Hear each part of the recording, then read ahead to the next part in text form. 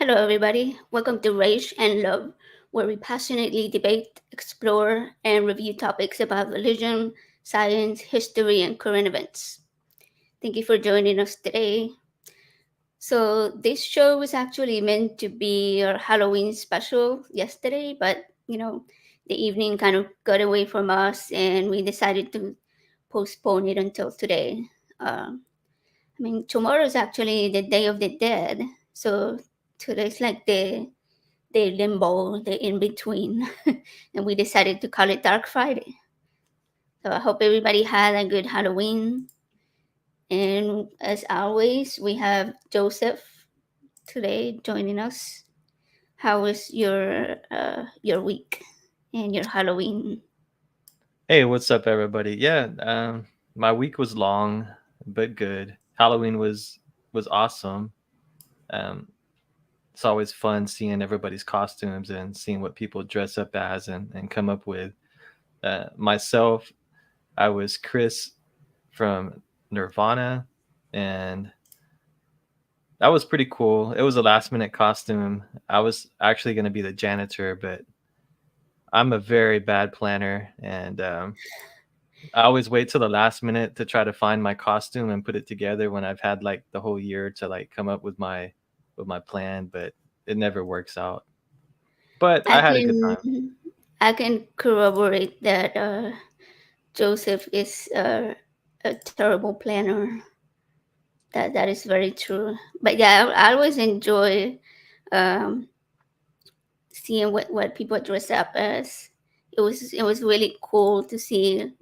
We have this neighborhood area that has it's like just the full street, right? So it's just one street, and you get to walk through and then go back around, and then the other side, and they have everybody goes just all out. Do you remember any specific? I was looking. Maybe I can share the screen. Let me see.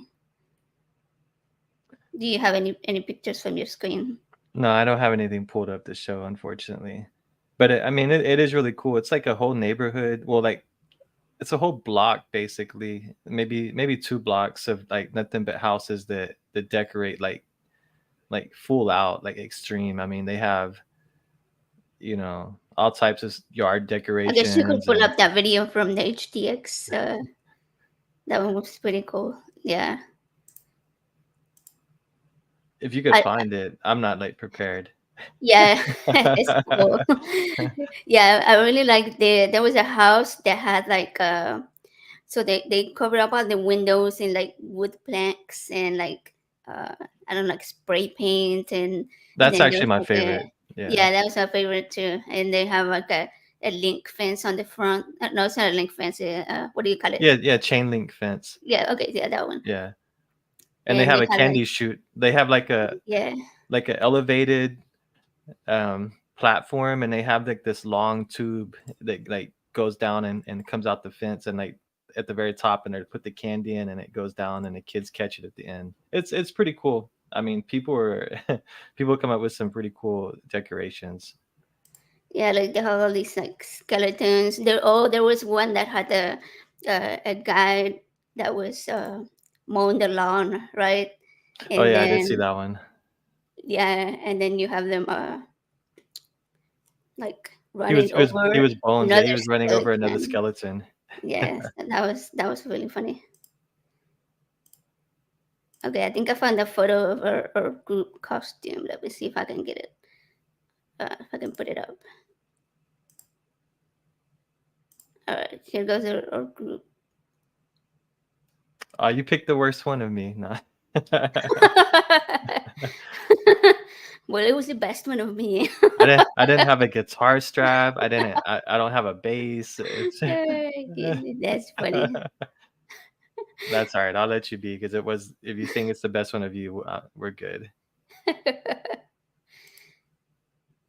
Somebody says I look different. Okay. They say you look different, AJ. New lipstick, eyeliner, new shirt. Oh yeah, I got a new shirt. It's probably the shirt. I think it's the Or hair. it I think might it's be the the hair. okay, so here's what happened, guys. My hair was, as you may remember, very dark green. The original idea was to dye it blue, but then every time I put the blue, it would end up turning green. And I think last time was because I put purple down first, and I didn't like the purple, so I put the blue on top, thinking that it would turn it blue, but it went green. And anyways, it was starting to fade, and so I tried to remove it with bleach, and obviously bleach the front and the sides, but there's still a little bit of the green up here.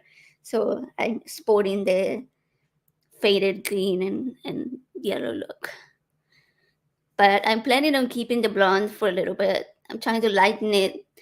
I had it like a really nice blonde a few years ago, and I want to get back to that one, but it takes a lot of bleach in it, and you don't want to do it very often, so I kind of gotta wait a little bit to get that done.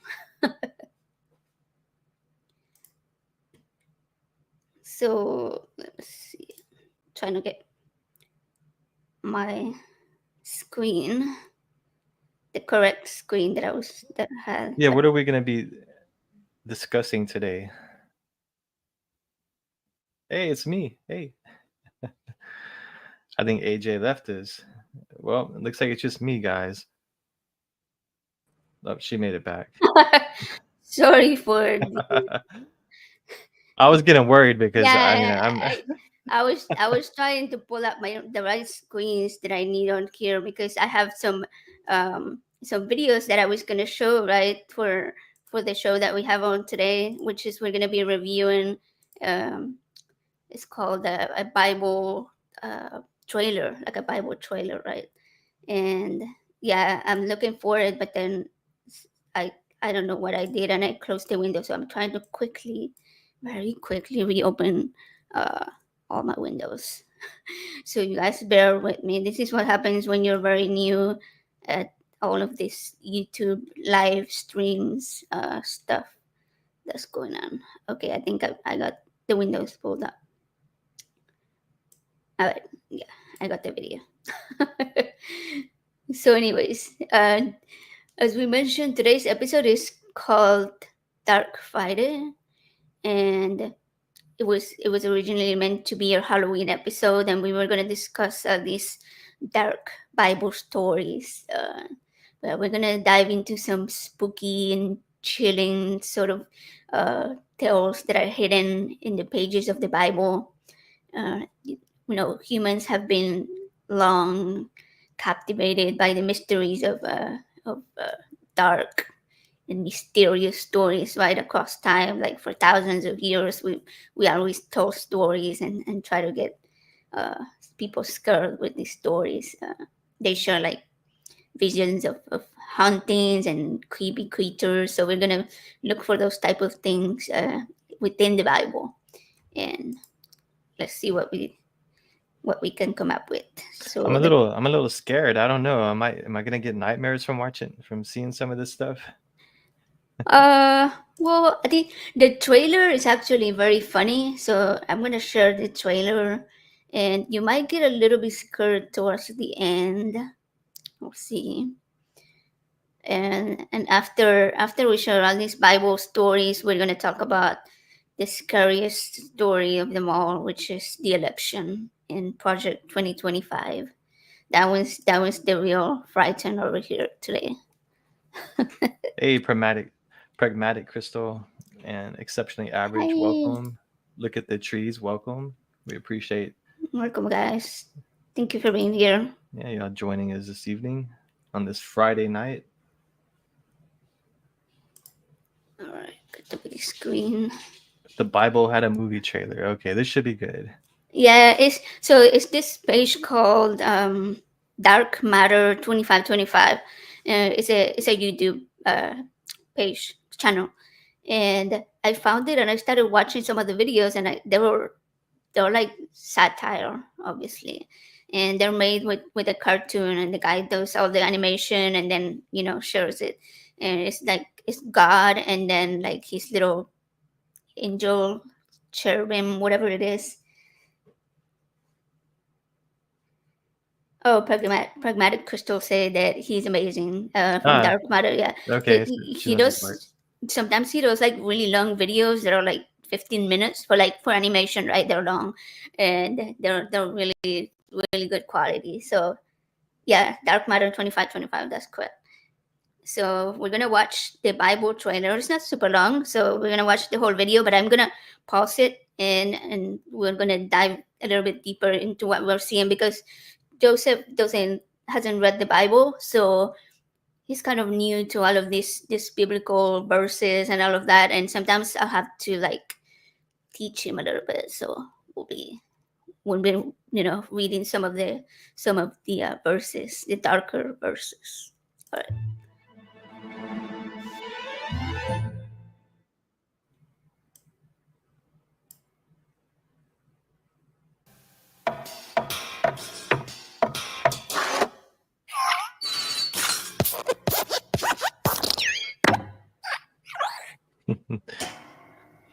I like the Pixar In a take on world that. devoid of life, one God had the ultimate desire to be worshipped. So he created the human race, became obsessed with their foreskin, and then gave them a choice: love me back or burn. His favorite chosen people rose up and wrote the worldwide bestseller that nobody reads, all about how they are the favorite chosen people in. Okay, this part right here with the snakes. Basically, this is where that the story of the Exodus is when Moses takes the Israelites out of Egypt, right? And they cross the famous story where they cross the desert and they spend like 40 years there. The reason they spend 40 years there is because God is mad that they're complaining.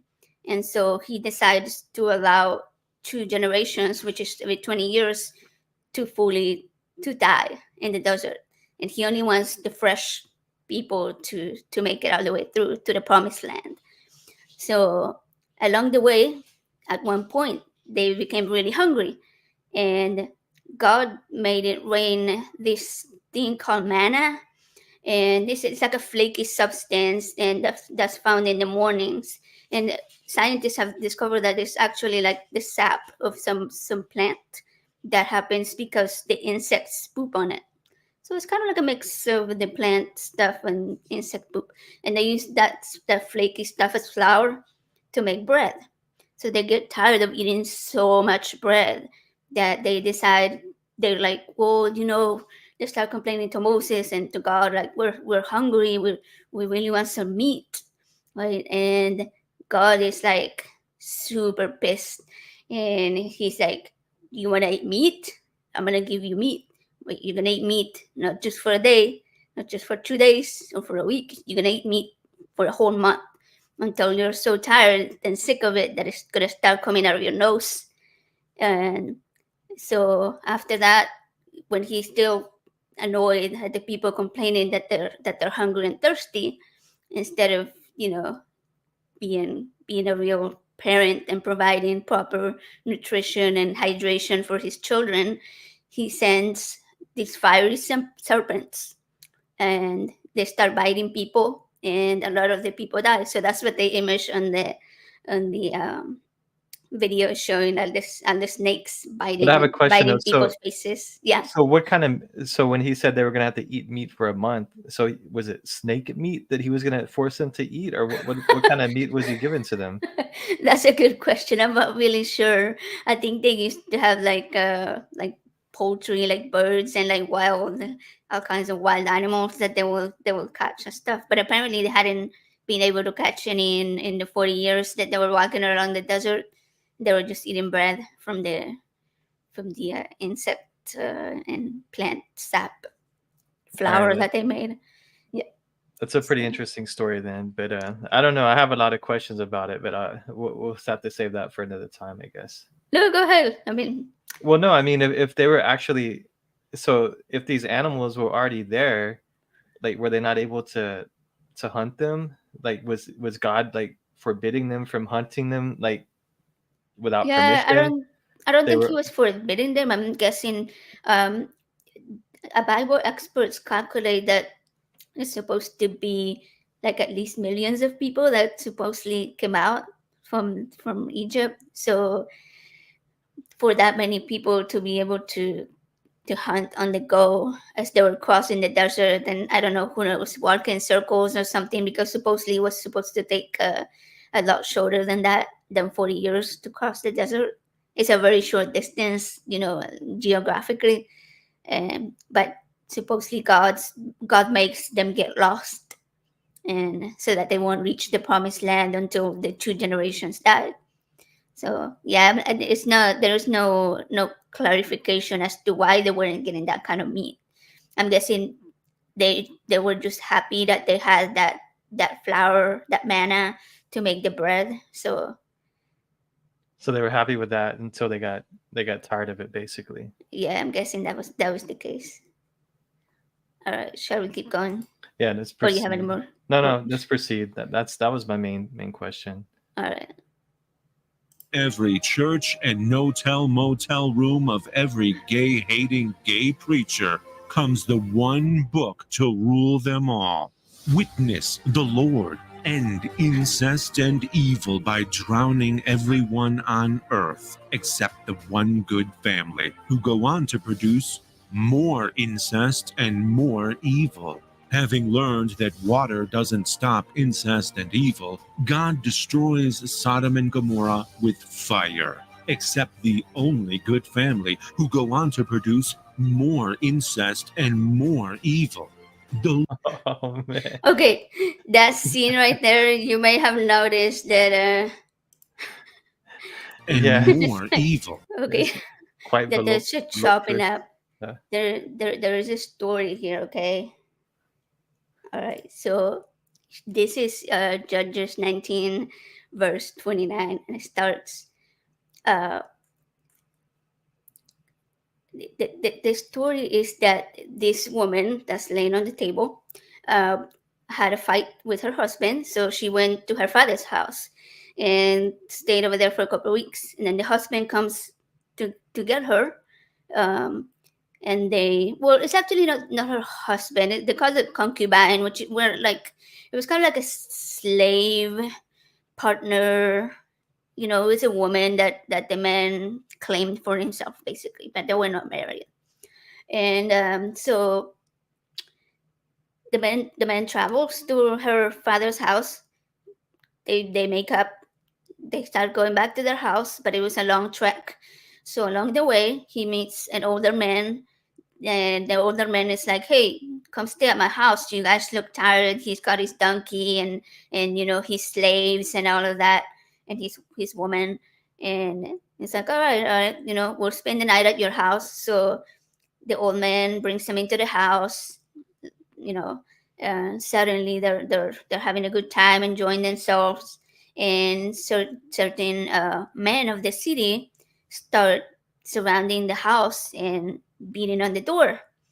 And so the verse says that they spoke to the master of the house, the old man, saying, "Bring out the men that came to your house, so that we may know him carnally." Now, know him carnally means that they want to have sex with him. But the master of the house, went out to them and said to them, "No, my brother, I beg you, do not act so wickedly." This is part of the Sodom and Gomorrah story. It says, "Seeing that this man has come into my house, do not commit this outrage. Look, here is my virgin daughter and the man's concubine. Let me bring them out now, humble them, and do with them as you please. But to this man, do not do such a vile thing." So he My- was okay. He was gonna protect the guy, but he gave the woman and up Yes, to be like to basically be killed or whatever they wanted to do. pretty much, pretty much. So this is her on the table, like the depiction of that Well, act. yeah, let me continue the story. Okay. So the verse continues saying, "But the man would not heed him. So the man took his concubine, the man himself, okay, the one that went to pick up his woman, he takes her out. Like, imagine taking out your wife, and he brought her out to them, and they knew her. Knew her again, meaning they had sex with. Had sex with her, yeah. Yeah, and abused her all night. This is what it says on the Bible. It says that they knew her and abused her all night until morning. And when the day began to break, they let her go. Then the woman came as the day was dawning and fell down at the door of the man's house where her master was until it was light. When her master arose in the morning and opened the door of the house, there was his concubine with her hand on the windowsill, kind of like she was, reaching out for help. He said to her, "Get up and let us be going." But there was no answer. So the man lifted her onto the donkey and went back to his place. When he entered his house, he took a knife, laid hold of his concubine, and divided her into 12 pieces, limb by limb, and sent her throughout all the territory of Israel. And so it was that all who saw it and said, "No such deed has been done or seen from the day that the children of Israel came up from the land of Egypt until this day. Consider it, comfort, and speak up." So what this means was that he chopped her up into 12 pieces and sent her to the 12 tribes of Israel. And what he's saying, like, consider it, comfort, and speak up. He's talking about how the people that abuse her, sort of committed a sin or a crime, and they're supposed to consider what to do against these people to get revenge, or I guess, justice. Yeah, but I mean, he for her just death. he just chopped her up and killed her. Isn't that a sin? I mean, he just committed a sin as well. I mean, he committed Yeah, murder. yeah. And on I another mean, that's part of the just story, he doesn't really say that he's the one that basically put her out there. He kind of lies and says that she was just attacked by these people of Sodom and Gomorrah. So yeah, so he doesn't admit to being the one that actually chopped her up. But yeah. I mean, but he sacrificed his woman for his own safety. Like, he gave her life so that he will stay alive. It's just like, wow. I don't know. That's But just pretty gory too. And then he used it to try to basically go yeah, against committing sin, but yet there he was like committing sin right, like yeah, by the act that he did, chopping her up. yeah. It's a pretty gory story right there. Definitely a Dark Friday worthy story. All right, we'll keep going and see what's next. The Lord, expert problem solver, demands genocide after genocide of his creation. Okay, so there's a comment, sorry, because it relates to that story that we were just talking about. Yeah. Or says it was a property crime, and yeah, that's true, because she wasn't even a wife. Like I said, she was a concubine, which is basically like I don't. I said partner, but it's not even a partner, because a partner means that you're equal, right? Like you're at the same level. So it was just like, yeah, like his belonging. That woman was his, and he went to her dad's house to like claim her back because she belonged to him. So yeah, so it was like a property crime, and they were upset because somebody committed a crime against the man's property. They were not even worried about the fact that it was a human being that died. A woman specifically. If it had been a man that died, then yeah, it would have been a bigger deal, Would probably. have been an uprising against it or something. Right. Started a whole war. Creation for failing to accomplish their task of worshiping him and not doing so much incest and evil. Nothing seems to work. Then the ultimate solution dawns on him. Instead of killing tons of evil people, just kill the one good person, his own son. Step 1. Impregnate a married 12-year-old.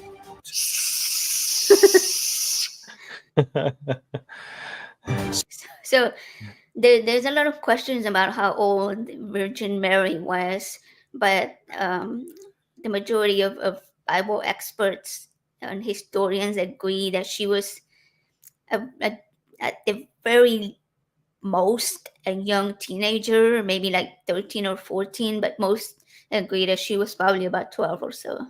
I know that, people say, oh, times are different and we do things differently now, and that age may have been okay at that time, but it doesn't really matter what age, what time period we're talking about. A child that's like, say, 9 years old still doesn't have like the reproductive uh, system going, that's prepared for having a baby. So at 12 years old, you're kind of in the same situation. I don't know. That's Yeah. traumatic for Yeah. for a young child. I mean, that's just insane. Yeah, so I've always questioned the whole thing that he just magically impregnated her. I mean, that's just like that's and like, just I know he crazy. said God, but when they see like just drop a little semen seed in there or something, or what did he do? Like, did it go through the belly? Was it like in vitro fertilization? I mean, Which ironically the Catholic Church doesn't allow for in vitro. they're So against it. Why couldn't he just like created her? Just like she just like popped into existence like he did kind everything of like the else. way he did Adam, right? Yeah, Like like from the mud. why couldn't he do that? Just like whoop, and Yeah, Jesus was supposedly, made. I think the assumption is that this is because it was a half divine being and half human, so he needed Okay. to be half human in order to be. But I mean, Adam was human, right? So if God can create humans, can't he create a human without a human? Or can't he create a half human without a human, rather? That's Right? a good question. I mean, It it's kind of should be I able mean, to I would do. say God if I was God. I mean, I'd make sure I had that power, right? I mean, I thought he could do anything. He's God. Yeah, and I mean, we are told in the Genesis creation story that he created us. That's the entire thing that people defend for why humans are superior, that we were created by God. So yeah, it's a little bit contradiction right there. So Is that a fire extinguisher that he's using, or what the heck is that?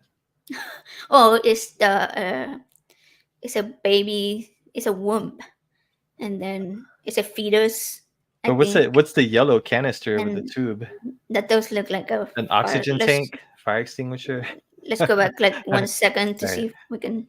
Maybe he's giving her Step 2. oxygen. Ah, it's oxygen. Okay. That's it, really. No more steps. Witness all the beautiful poetry and sage What it says, above all, love each other deeply, because love covers ever a multitude of sins. Oh, I think it's saying that love kind of overcomes our sins, right? Above all, love each other deeply because love covers over a multitude of sins.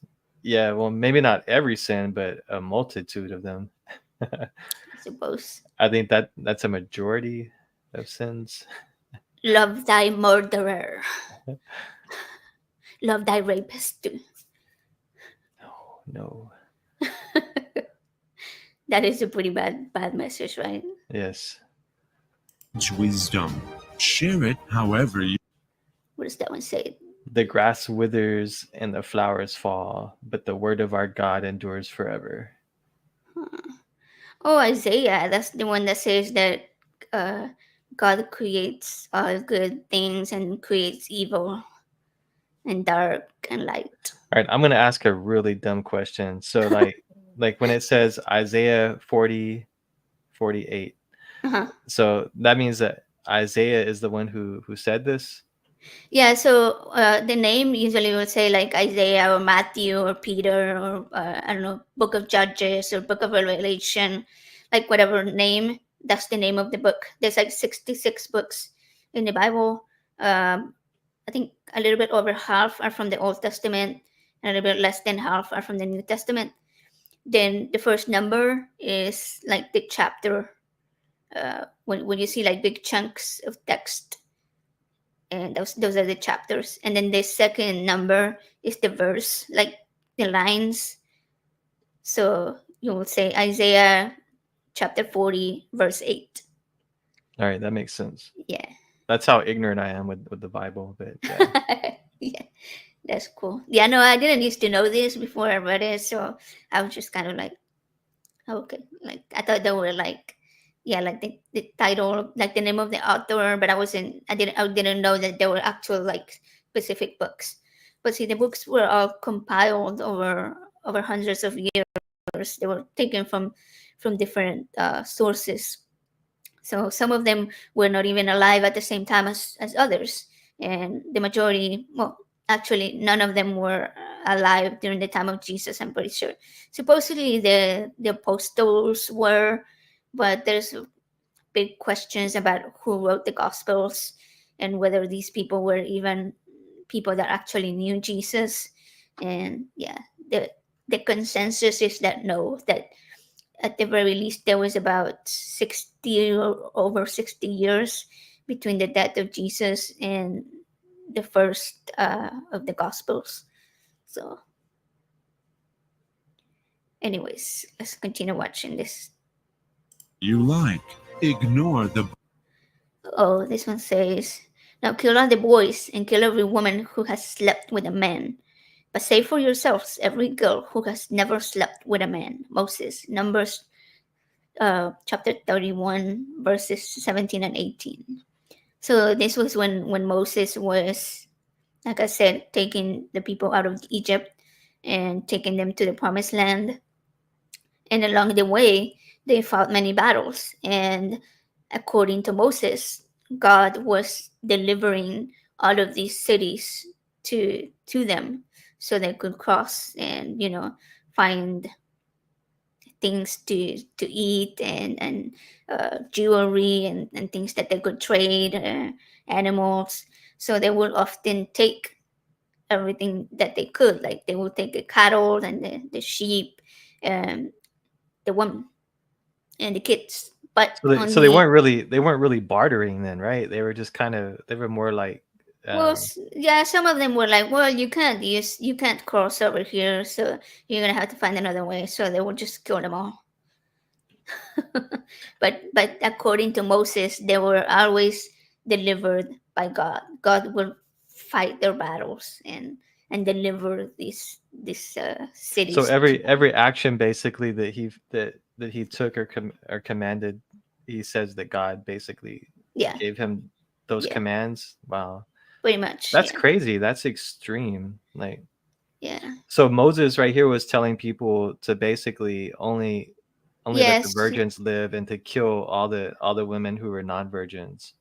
right, right. And as the very first uh, part says, now kill all the boys. So this was talking about babies, children, young men, all the males had to be killed, and they could only keep the women if they were virgins or young girls that were obviously virgins. Wow. And yeah, That's you know what they were gonna do with them, right? Obviously, it wasn't to clean the house.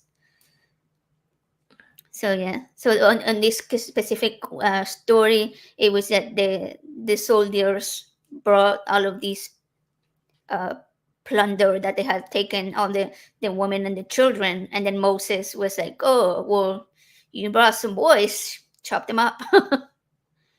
like no matter the age, like even like Yeah, if it was a even a baby or infant, they were still killing them.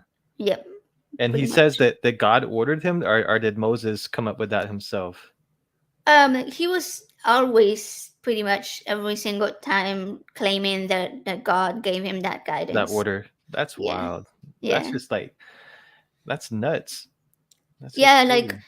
personally, when I read throughout the first like five books of the Bible, Genesis, Leviticus, Deuteronomy, Numbers, uh, you the feeling that I get is that Moses is the one that's making up all these rules.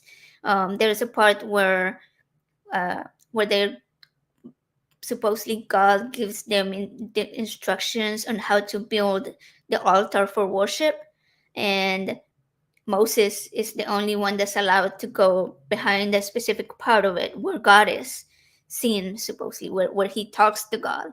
So he's the only one that is allowed in there. And at one point, somebody goes beyond that, and Moses has him killed because he saw what was behind the curtain. So, He was trying to be like the wizard on the Wizard of Oz behind the curtain.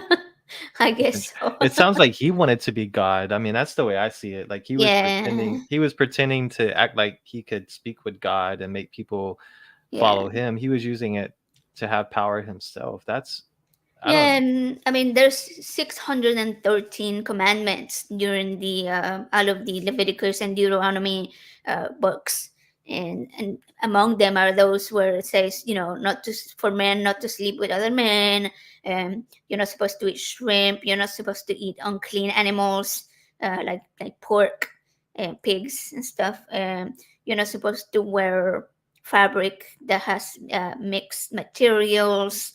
There's just so many rules, right? man, And I would have never survived back then. I would have and with some of these rules, you're thinking, are you seriously telling me that a god is worried about that? About like what kind of fabric you're wearing? Like, come on, this was Moses, like just saying that shit just so he could get his people to do whatever he wanted them to do. For whatever reason, he didn't like more than one material in his fabric. Maybe it was itchy or something. And he was like, "These ladies better not make me some loincloth that some loincloth. make my balls itch." Oh man. Okay, well, so that reminded me of a fun fact about the author.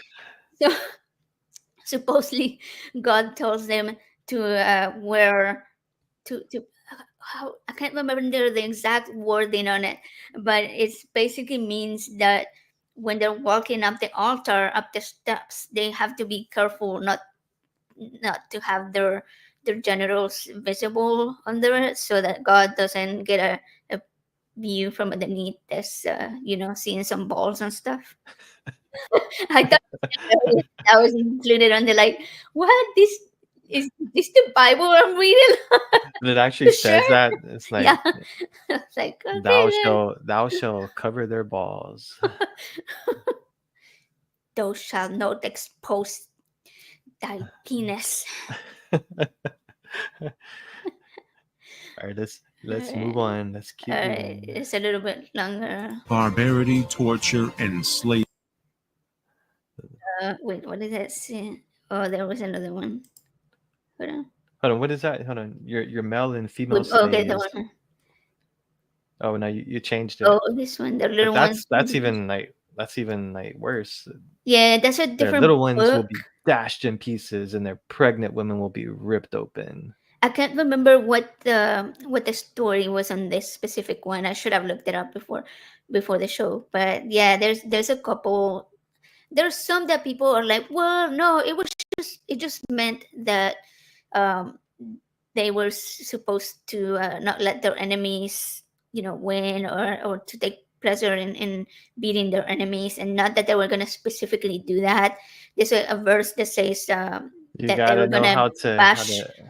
Yeah, like they were gonna bash their babies against the rocks or something like Oh that. yeah, I've heard You that read that before. one? Yeah, Okay. So yeah. people are always saying that it's just a way Oh, of he sending a didn't message. mean it that way. He didn't mean Yeah. that. That's not God's not violent. Like it's supposed to be metaphorical, it's Yeah. supposed to be poetic.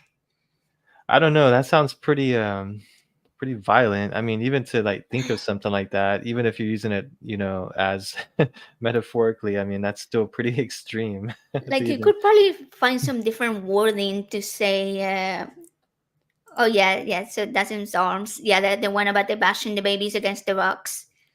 That they're saying that it is just to send the message that you have to beat your enemies and not have mercy with your enemies, basically. Yeah, but I mean, you definitely have, like, I don't know, song lyrics or whatever that speak about revenge, and they're not being like, hey, rip pregnant woman open, right? Yeah, I Like, mean, that would make me want to go like kill everybody basically, like yeah, I mean, I don't know. It's going to turn me into a crazy barbaric, like ripping babies out of women's stomachs. I mean, that's a that's that's pretty a extreme. That's pretty just bad messaging. yeah. Yeah. All right, let's the next Torture one. and slavery. Okay. Uh, Your male and female slaves are to come from the nations around you. From them you may buy slaves. Oh, there it goes, Leviticus. Those are some of the rules from Moses. That supposedly God gave Moses directly. Okay, so that's just God talking. I don't wanna judge over here, but there's a lot of talk about people defending slavery from within the Bible, and some of them claim that because of the time period that the Bible is based on, the slavery was ethical at the time, and that there were uh, good reasons for why somebody may own a slave. Now, I don't care what time it is, 2,000, 5,000, six There's thousand never, years yeah, there's ago. never a good reason, right, to have a slave. Let's just put that out there, because that is just ridiculous. And I mean, these are the kind of verses that they used to put in the slave Bible that they used here in America for, the antebellum slavery. So so as to make sure that the slaves understood that God was okay with slavery. So there are plenty of verses that can make a whole Bible for the slaves, to defend slavery and to excuse slavery. So you cannot tell me that the Bible does not, endorse slavery. Like, support it. Yeah, no, I Yeah, mean, just based off that, it makes me think that the Bible definitely does. yeah. I mean, let's see if there's another of the verses that are interesting. That's out of context. Okay. The most epic Okay, yeah, no, I was gonna mention that there is another one that says, for example, if you punch the eye from one of your slaves, then you can let them go. Um, if you hurt your slaves, you beat them up so badly that they and they are extremely hurt, but they do not die within 3 days, then the slave master is good, no problem. You can beat them up That's just, almost close to death, as but as long long as as you they don't don't kill die. them, as long as you don't Yeah. kill them, then it's okay. Now, if you do kill them, then yeah, you may have to like pay a fine or something, But yeah, like you're not killed yourself or anything like that. It's just On the prior verse that we read there, that were showed on the screen, it said that you shall get your slaves from neighboring nations. So, like, when it says that, like, what areas were they talking about?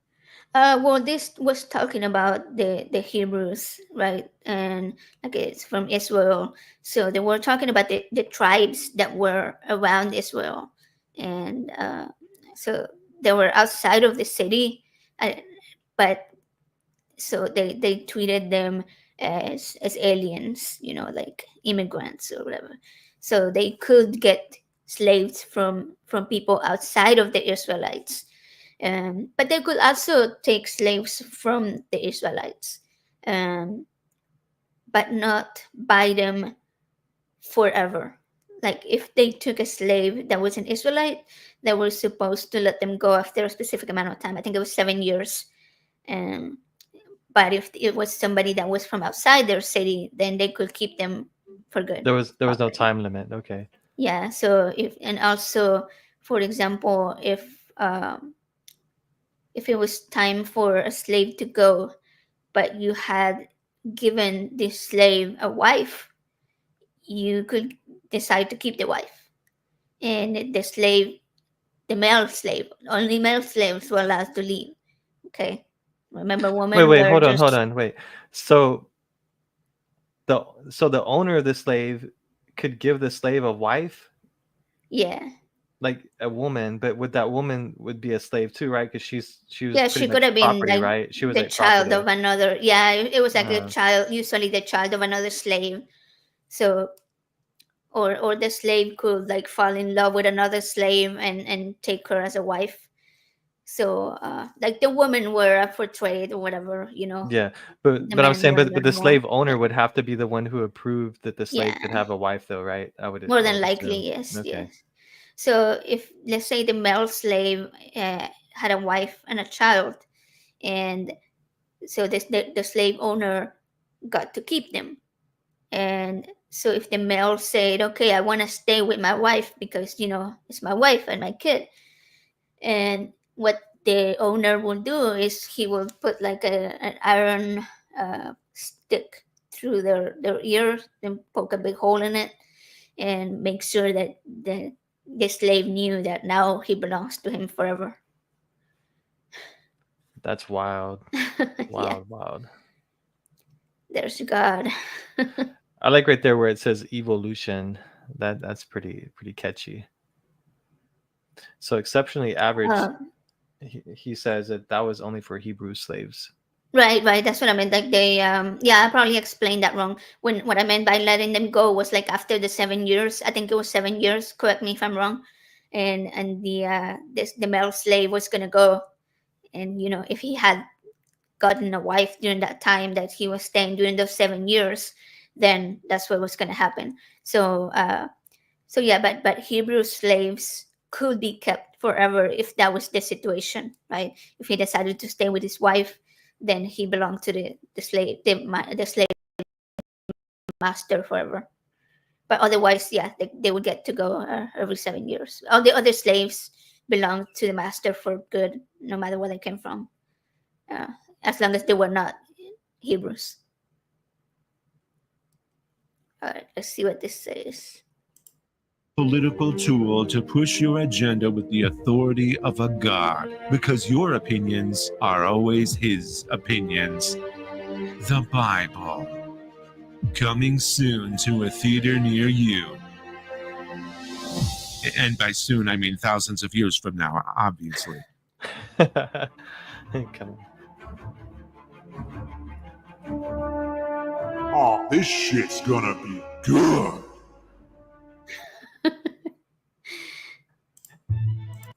That's a pretty Yeah, funny. I have to check out his channel. The animation is interesting. Yeah, so that little angel, he's the one that always brings up the topics, and then God comes up and they start having the discussions. All right. Well, I have to say those are pretty extreme, and those could go for Halloween stories for sure. I mean, with the gore and just like, I mean, I would think that those are stories like things that Satan would tell somebody. The devil would be telling people to commit like acts of this horrible nature, not the God that everybody calls loving. Like we could say that Satan like change it around, and if someone that doesn't know the Bible, like me, if you would have told me these are things that Satan was like telling people to do, I would have like been like, wow, I probably would have believed it, because I think Satan is like, I hear the word Satan and I think, evil. I hear the word God, I think loving, but yet like the things that I just learned right now are like horrible. and those are things that supposedly God was telling telling someone to do. But yeah, it's crazy. but it gets a little bit worse. I don't know if you're ready for this. I think you I might don't be. So I'm not going to show video of this part, but I was just going to kind of discuss it, like in the parts where Moses is taking his people across the desert. They often build like this thing called a tabernacle of meeting, right, where they will go. The priests, which were the sons of Moses, one of them was Aaron.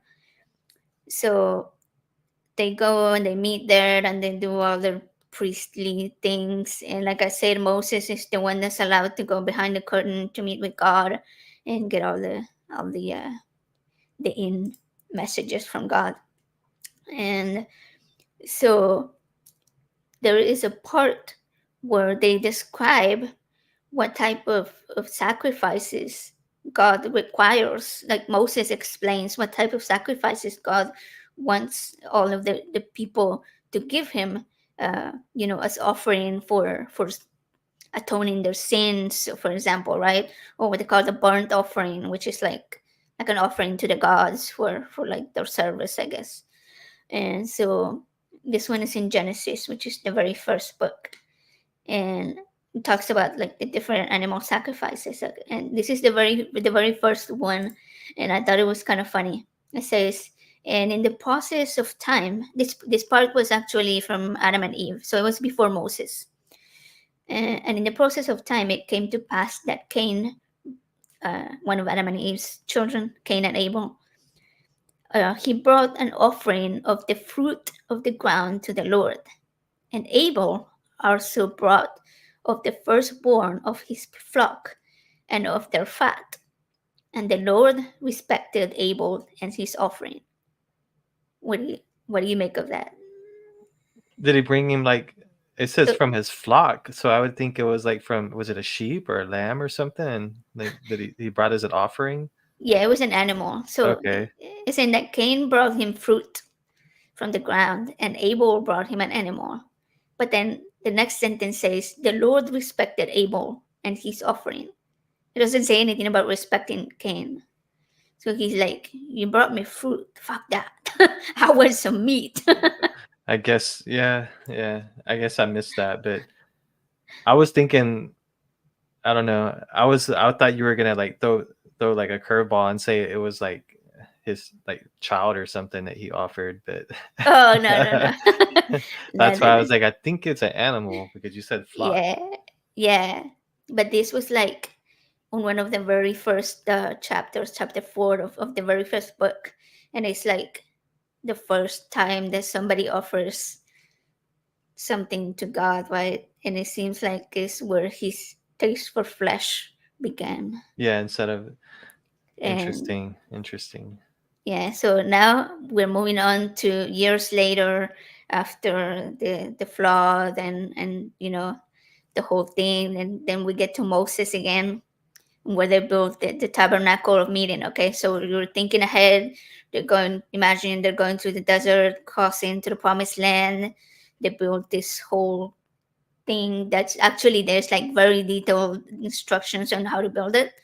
So they had to like make it out of specific fabrics and materials and lights on it and the tables for the offerings and all that stuff. And Moses is the one who had the plans for this, like to build that. God, God gave him all the I know, but instructions. Okay. so did he like draw these plans out though and tell everybody, told them, yeah. this is what God, Yeah. told me we need to build.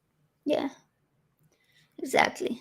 Some of them were, I can't remember if it was this specific one or if it's a little bit later on, but he tells them like the exact color, the fabric, some stuff has to be built with gold, covered in gold and jewels, and it's like fancy shit. Where did they? So all right, hold on, I'm gonna stop you again. So all right, if it needed all this fancy stuff, they're in the middle of the desert. Where are they getting gold and gems and even fabric and remember all the people they killed from the towns? They always took. So they've been like they've been basically stealing all this stuff from other people. Okay, pretty much. Yep. And they're gonna build a holy shrine or So a holy temple with all this stolen shit. Oh, he's gonna say that. God's like, I like stolen crap, man. Bring and me the some more gold. people that you kill, the more people that you. I mean, it's gonna make this tabernacle just like it's gonna make it awesome. That's why I'm like, come on, it's Moses. He just. I mean, they might as well like use the dead bodies, like built it from bones and flesh, like let's keep it really gory if we're gonna go that route. Yeah, except in the verse says loot. Exactly. Yeah, they called it plunder, and throughout the Bible, plundering. They would like grab all the. Yeah, God was kind of greedy, I think. But anyway, so remember this whole fancy tabernacle of meeting. All right, so got it set up. Think visualize in the desert. So I'm gonna read Leviticus 1 now. Okay. Now the Lord called to Moses and spoke to him from the tabernacle of meeting, saying, "Speak to the children of Israel and say to them, when any of you bring me an offering to the Lord, you shall bring your offering of the livestock, of the herd, and of the flock." Okay, so the flock is probably like the birds, I'm thinking. So earlier it might have been a bird. No, I think it's a flock of sheep, right? Yeah, I guess it could be, but they do talk about birds in a little bit, because the herd could be a herd of sheep, right? Flock of sheep, flock of.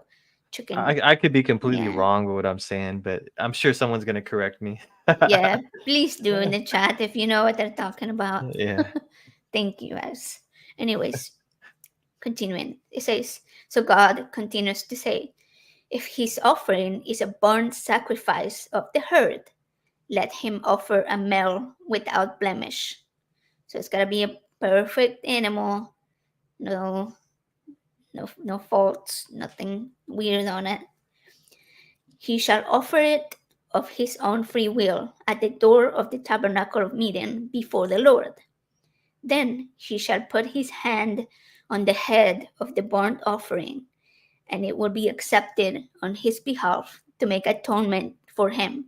So this was like for somebody that committed a sin, they will offer, right, something to be forgiven. He shall kill the bull before the Lord and the priests, Aaron's sons. So Aaron was the son of Moses, I think, and so Aaron's sons were also priests. So Aaron's sons, the priests, shall bring the blood and sprinkle the blood all around on the altar that is by the door of the tabernacle of meeting. Right? When I get sprinkle, yeah. Oh, okay. Maybe Yeah, like I guess. maybe dip your hand in there and just let it drop. Wait, there's a comment here. Yeah, it does sound like the priests were eating really good. Except he said that they had chickens. The priests were given the sacrifices. They ate well. I mean, they were asking for like the Exactly what best of Joe the said. best of the best. So yeah, I mean, That's what I'm thinking. Like, come on, was it really a sacrifice for God, or was it what? But let's continue because there's a wording that at the end that is just puts it into perspective.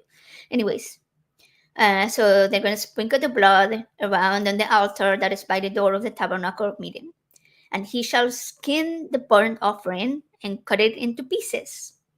The sons of Aaron, the priests, shall put fire on the altar and lay the wood in order on the fire.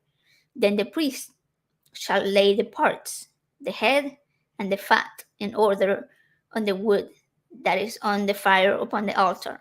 But he shall wash its entrails and its legs with water, and the priest shall burn all on the altar as a burnt offering.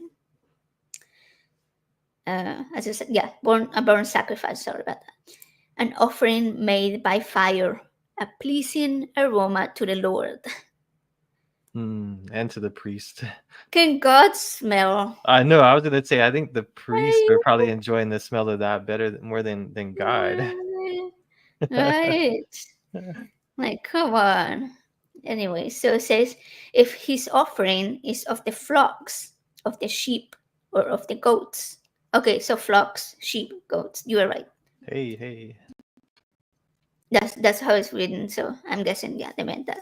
But they do talk about birds in a second. So so if they're offering from the flocks as a burnt sacrifice, he shall bring a male without blemish again. He shall kill it on the north side of the altar, and then same process, sprinkle the blood all around the altar, cut it into pieces, the head, the fat, and lay them on the wood that's on the altar fire, and wash the legs and the entrails, which is like the intestines and all the organs. Fun. That's gotta have been a fun job, right? I don't know. It sounds like they had a pretty good setup for cooking meat. I mean, it must have been a pretty extravagant barbecue grill, right? I mean, But on this part again, they took. Remember, these are all word for word from the Bible. Again, it says a sweet aroma to the Lord. I mean, the way that I mean, if if it's supposed to be a sacrifice, like is God like eating this, or were they sacrificing it? You know, when you think of a sacrifice, you think more of like it something being killed as an as I guess it would be as an offering, but is it to eat or like to make somebody like please their taste senses or their sense of smell? I mean, that's just kind of odd. I've never heard a sacrifice like explained that way, like to where like someone Right. it's made for someone to like enjoy it, like you said, can God smell? That's like that exact sentence, a I pleasing don't aroma know. to the Lord, is said so many times. When I was watching the video of that guy that I told you about, the friendly atheist, and he reads it to me, it was like hilarious the way he reads it. It's like a pleasing aroma to the Lord. I was like, oh man, come I on. don't know. It's pretty crazy. So All here right. comes the fun part. And if the burnt sacrifice of his offering to the Lord is of birds, then he shall bring his offering of turtle doves or young pigeons. Very specific, very specific, not just any birds, okay? It's gonna be the young pigeons. Damien will be happy here. Yeah, I mean, too bad. I don't know if he's not watching tonight, but yeah, Yeah, if he goes back and watches this, he's gonna be excited seeing that they're God was sacrificing pigeons. God was into pigeons. So it says, the priest shall bring it to the altar, wring its head off, and burn it on the altar. Its blood shall be drained on the side of the altar. Imagine the big drain the blood All out right, there. you're really starting to scare me now. I don't know. This is Now, getting then there's more details. And he shall remove its crop with its feathers and cast it beside the altar on the east side into the place for ashes. So there's kind of like taking off all the the feathers, feathers. like plucking them out. You're like, come on, that's what you do when you're gonna eat it, right? Because otherwise, why wouldn't they just burn the whole thing? I mean, I think they're gonna eat this for sure. It says, Yeah. then they shall split it at the wings, but shall not divide it completely. Just like the wings just kind of flapping out there, I guess. And then they shall burn it on the altar on the fire. It's a burnt sacrifice, an offer made by fire, a pleasing aroma to the Lord. Once again. So I'm curious, are there actually can you see the drawings of what this tabernacle looked like? There's been like created, I mean, you could look it up on YouTube. I'm sure there's people that have created images. There's no images in the Bible, so it doesn't have, but there's like recreations based on, because I'm telling you, it's like very very specific Yeah, okay. measurements, Yeah. color descriptions, No, I'm just thinking, material. if something, if I mean, if it was like that descriptive, or I mean, the plans were that exact to how it had to be, I would think Moses, like, he would have drew out this like extravagant, like architectural drawing, that would have shown how it needed to be built. Like there should have been like, I Like don't know. I feel why? like there should be evidence of that if like somewhere out there. I mean, it seems pretty. Yeah, supposedly some of the well, not the altar specifically, but remember we watched that documentary about where they built a little thing where they had all the walls and stuff, but then they lost it through some of the historical events that happened, and then they could never find it, which is kind of convenient. Yeah, very convenient. Very. That's Yeah, but I mean this the sacrifices alone is a little crazy. I mean, I guess you could say God was not a vegan, right? so exceptionally average said Exodus 25 through 30 and 35 through 40. Is that where it talks about the plans for Moses to build More than the, likely. the Are you able to tabernacle? look that up? I'm interested in that. I mean, we don't have to Yeah. like go into Just further detail now, but I'm definitely going to check into it. If that's what you're talking about, exceptionally average, I appreciate it. yeah, can you pull it up on Google real quick and then read Okay. it? So I was gonna say that I always find it really ironic when people claim that God is good and kind and that God is love, because it makes you wonder, did they even read all of this? Do they know who God is? Like, this is the God that you're worshiping. Like, it doesn't matter whether in the New Testament he requires sacrifices or not. He did in the Old Testament. It is the same God that is Jesus, right? Supposedly Jesus is God. So they are the same divine being. And it sounds to me like God's nature is not what people say. It's not merciful and kind. It's vengeful, destructive, uh, pretty selfish, enjoys Oh wow. torture, the smell So of yeah, burning this is flesh. it's pretty wild. I did look it up. So like for the Yeah, tabernacle, read up a it little bit. says make the tabernacle with 10 curtains of finely twisted linen and blue, purple, and scarlet yarn with cherubim woven into them by a skilled worker. All the curtains are to be the same size, 28 cubits long and 4 cubits wide. Yeah, Oh, so it you goes didn't have it goes measurements. into Yeah. like crazy details. Make curtains of goat hair for the tent over the tabernacle, 11 altogether. All 11 curtains are to be the same size. Yeah, it goes on and on. That's wild. Yeah, it goes for like chapters and chapters about it. So it says set up the tabernacle according to the plan shown you on the mountain. Is that when he climbed the mountain in the with the bushfire? There was like, and then Um, he talked to God on top of the mountain, or is that something yeah, different? when they're crossing, supposedly he goes up the mountain and then he gets all the rules, and that's when he gets the tablets. So apparently, God gave him Yeah. some pretty detailed plans over that time up there, up on the mountain. It says make all the this is for the altar. It says make all its utensils of bronze, its pots to remove the ashes, and its shovels, sprinkling bowls, meat forks, and fire pans. Make a grating for it, a bronze network, and make a bronze ring at each of the four corners of the Wait, network. did it This say is pans? Like yeah, this cooking said pan. pans? Yeah. Okay, there you go. Well, no, it The, says for if it says for pots, well, so it doesn't yeah. say yeah. Well, it does say shovels, sprinkling bowls, meats, forks. Oh, and fire. Well, fire pans would be I think for to build the fire on. So I don't know if Mm, that's actually like a pan to cook on, sure. but it does say make a grating for it. So they had like a a metal grate, like you would use on a barbecue Mm. pit, basically to put the meat on or to put the offering on. We say that very lightly. Yeah, so as you can, I mean, when you think of that, you're like, It's making me kind of hungry, actually. I don't know if I'm scared anymore. We started talking about grilling. That's like one of my favorite things. So yeah, yeah. I guess Moses like grilling too. I mean, he he has all his people build his dream his grill green barbecue setup, pit, right? right? Like a smoker out there for the times. Yeah, That's and funny. that is pretty interesting. Yeah. All right, I'll let you continue. I'll stop interrupting you. Yeah, so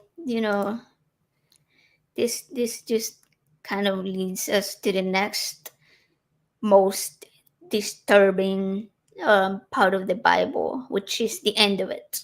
We're gonna skip the whole Bible. Wait, the Just Bible actually ends? that was apparently, I don't know. There's questions about whether it ends or what's to come next. So there is the book of Revelation. Now, a lot of people think it's Revelations with an S, but it's one Revelation, book of Revelation, right? And it's written by somebody named John. And some believe that it's the John that wrote one of the Gospels because he was taken to an island in Greece, and I think it's called Patmos, something like Patmos. Please somebody correct me if I'm wrong. So he's taken to that island and exiled to that island, and he spends 2 years in a cave there. Imagine spending 2 years by yourself in a cave. And it says that he has many visions in there and dreams, and that's where he comes to write the famous book of Revelation, which a lot of people believe to be the apocalypse prophecy, right? And what's to come when Jesus returns.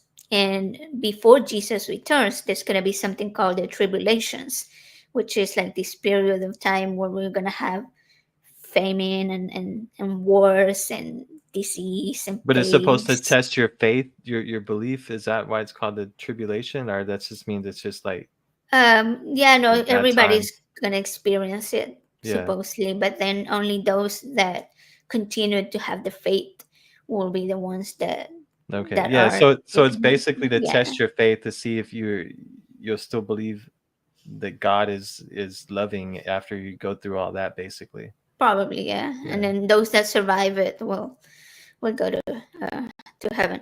Uh, there's also some denominations of Christianity that believe that this already happened, and there's other versions of Christianity that believe that there is a number in the book of Revelation that says 144,000 people from the 12 tribes of Israel, like a couple thousand from each, are the only ones that are going to be allowed in heaven. So technically, the heaven is going to be only 144,000 people. Right? Not everybody will go to heaven. So I don't know. There's just so many interpretations of the Bible Wait, that wait, you never wait. know. So they say that only a certain amount of people can go to heaven. Like it has like a capacity limit. I Hmm. guess they got the rooms built already. Wow. So like what branch of religion is that they believe that? The Jehovah's Witnesses. Really? Wow, that's crazy. Yeah. So why would you even want to be a Jehovah Witness? Because you would think that I'm all pretty the sure rooms are that already reserved, right? I mean, we've been here right, long enough that I think they've reached capacity. right. I don't know. I wouldn't be Out of like billions of people that want to have be a ever Jehovah Witness. existed, you will be Yeah. like, yeah, Interesting. yeah. So I have see if I can pull the right one. No, that's not the one. Oh no, we're going into politics, from religion to politics. No, I got the wrong one on there. All right, let me see. I was going to show you a little bit of the description of heaven from the Friendly Atheist. So he goes, we're not going to watch the whole thing, just like the part where he describes what heaven is going to look like. So basically, John is on a beach, and this guy with gray hair and a white robe and fire eyes and a bunch of ninja stars or something shows up, and it's Jesus, because apparently Jesus died when he was 33, but he's still aged in heaven, and now he has white hair. I don't know. Whatever Jesus wants, it's time to finally get a glimpse of heaven. I guess to show everyone what the winners get if they're not burning in hellfire. Remember, our narrator here is Johnny, a servant of Jesus. After this, I looked, and there before me was a door standing open in heaven. And the voice I had first heard speaking to me like a trumpet said, "Come up here, and I will show you what must take place after this." In chapter 1, the voice like a trumpet was that of Jesus. And if I may say, as someone who spent several years playing a trumpet, it is not a pleasant sound. Sadly, this is not the last time we will hear the sound of trumpets in this book. And look, if anyone says, "Come up here to this magical door inside my white van," you will want to see, you should run. Hey, if there's an open door in heaven, why do we bother talking about the pearly gates? There is a very obvious workaround. At once, I was in the spirit, and there before me was a throne in heaven with someone sitting on it. And the one who sat there had the appearance of jasper and ruby. A rainbow that shone like an emerald encircled the throne. Surrounding the throne were 24 other thrones, and seated on them were 24 elders. They were dressed in white and had crowns of gold on their heads. From the throne came flashes of lightning, rumblings, and peals of thunder. In front of the throne, 7 lamps were blazing. These are the 7 spirits of God. If Christians ever owned a cannabis store, they would make bank, The ads alone would be wild. Why couldn't Johnny just bring a camera with him? Okay, let's picture this together, shall we? You entered the white van, and there was a guy on a throne who looked like Jules, which is an absolutely useless description, because even if we're just referring to the colors, they're surrounded by a rainbow. You're basically in the world of Lisa Frank circa 1980. My fellow trapper keeper enthusiasts will understand that reference. And around this throne were 24 more thrones with 24 elders. Does that mean one elder? Now we never really found out who these elders That's what I was about to are ask or you. Who where are they the came elders? Like, who are from. they? Why are they sitting in around God? I mean, Yeah. do they have like powerful positions too? I mean, that's just Yeah, we don't really find out. So Per throne or 24 elders per throne? Because that could make for a very interesting math problem. Whatever hold on. the Can you case, stop it real they're quick? I all have another wearing question. white, because this is definitely not a color. what is it? Is this the same spot though where we talked about those monster things that are continuously like praying for Oh, God? yeah. What are they saying over and over? I forget what you told me before. I think he's about to come into that Oh, part. okay. All right. Let me We'll see. keep going then. Cult, and they all have crowns of gold because they're all rich, and their thrones control the weather. Are the 24 thrones smaller than the thrones of Jesus? It's a Or harp are they array. the same size? They have Yeah, why was there just thunder? They could have, like, I don't know, some tornadoes or something. Make it more Yeah. exciting. Right. Thunder is not that scary. to be mini thrones, right? Because that would be unfair otherwise, and Jesus is nothing if not petty. Who are the 24 elders? Were they elected? Do they have names? How do I become one of them? That seems like a sweet gig, just hanging out next to Jesus with my headgear. Just a whole team of hype men. Oh, and there are 7 lamps in front of the main throne, which represent God's spirits, because God is a trinity and a septet.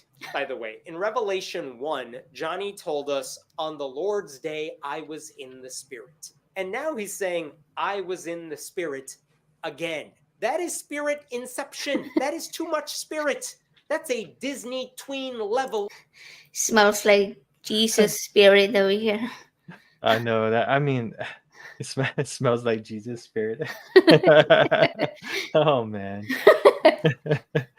I don't know. I was kind of thinking like when he was describing that with like the 12 elders sitting around in the throne, I was thinking of Bill and Ted's Excellent Adventure when they show back up to the I forget the name of their world where they go back though, and they're talking to like the god of their world, and it's very similar. It's like you have like all these people like sitting around in a circle.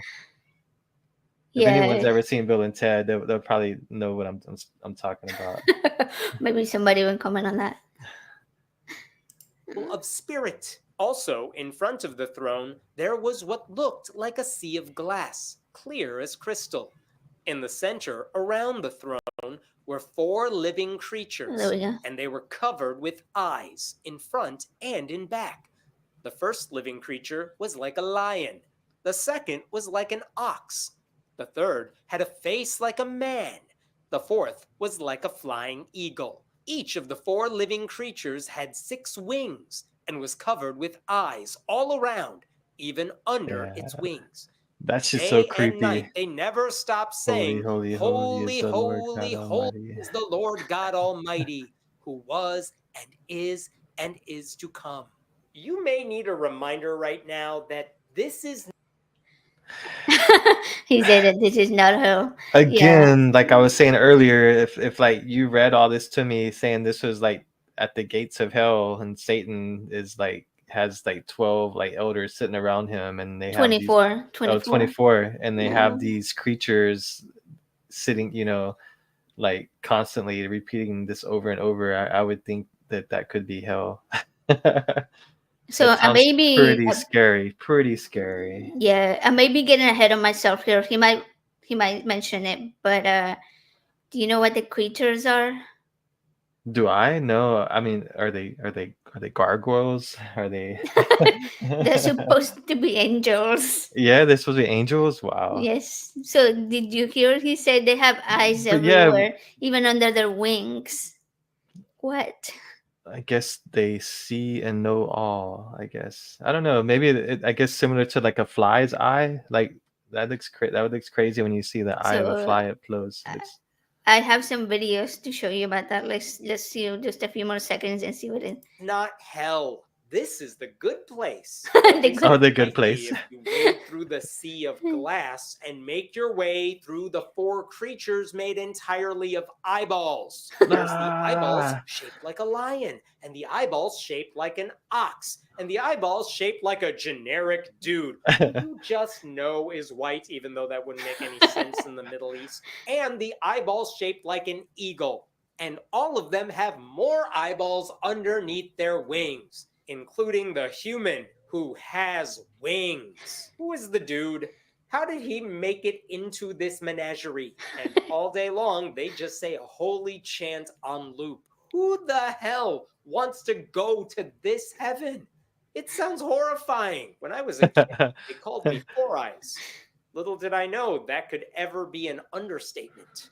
Anyway, these living creatures are sometimes referred to as seraphim and cherubim because the creatures of my nightmares need names, or they're supposed to represent the four gospels, which is not making me want to read those.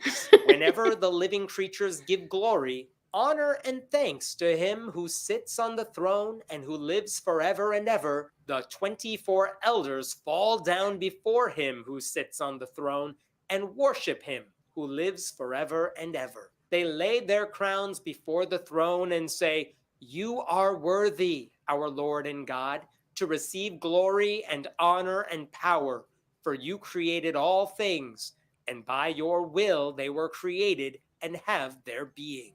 This is not the point, but that passage just said, whenever the living creatures give glory, honor, and thanks. But the previous section said, day and night they never stop saying the chant, which means these 24 elders spend their entire lives worshiping the person in the center throne.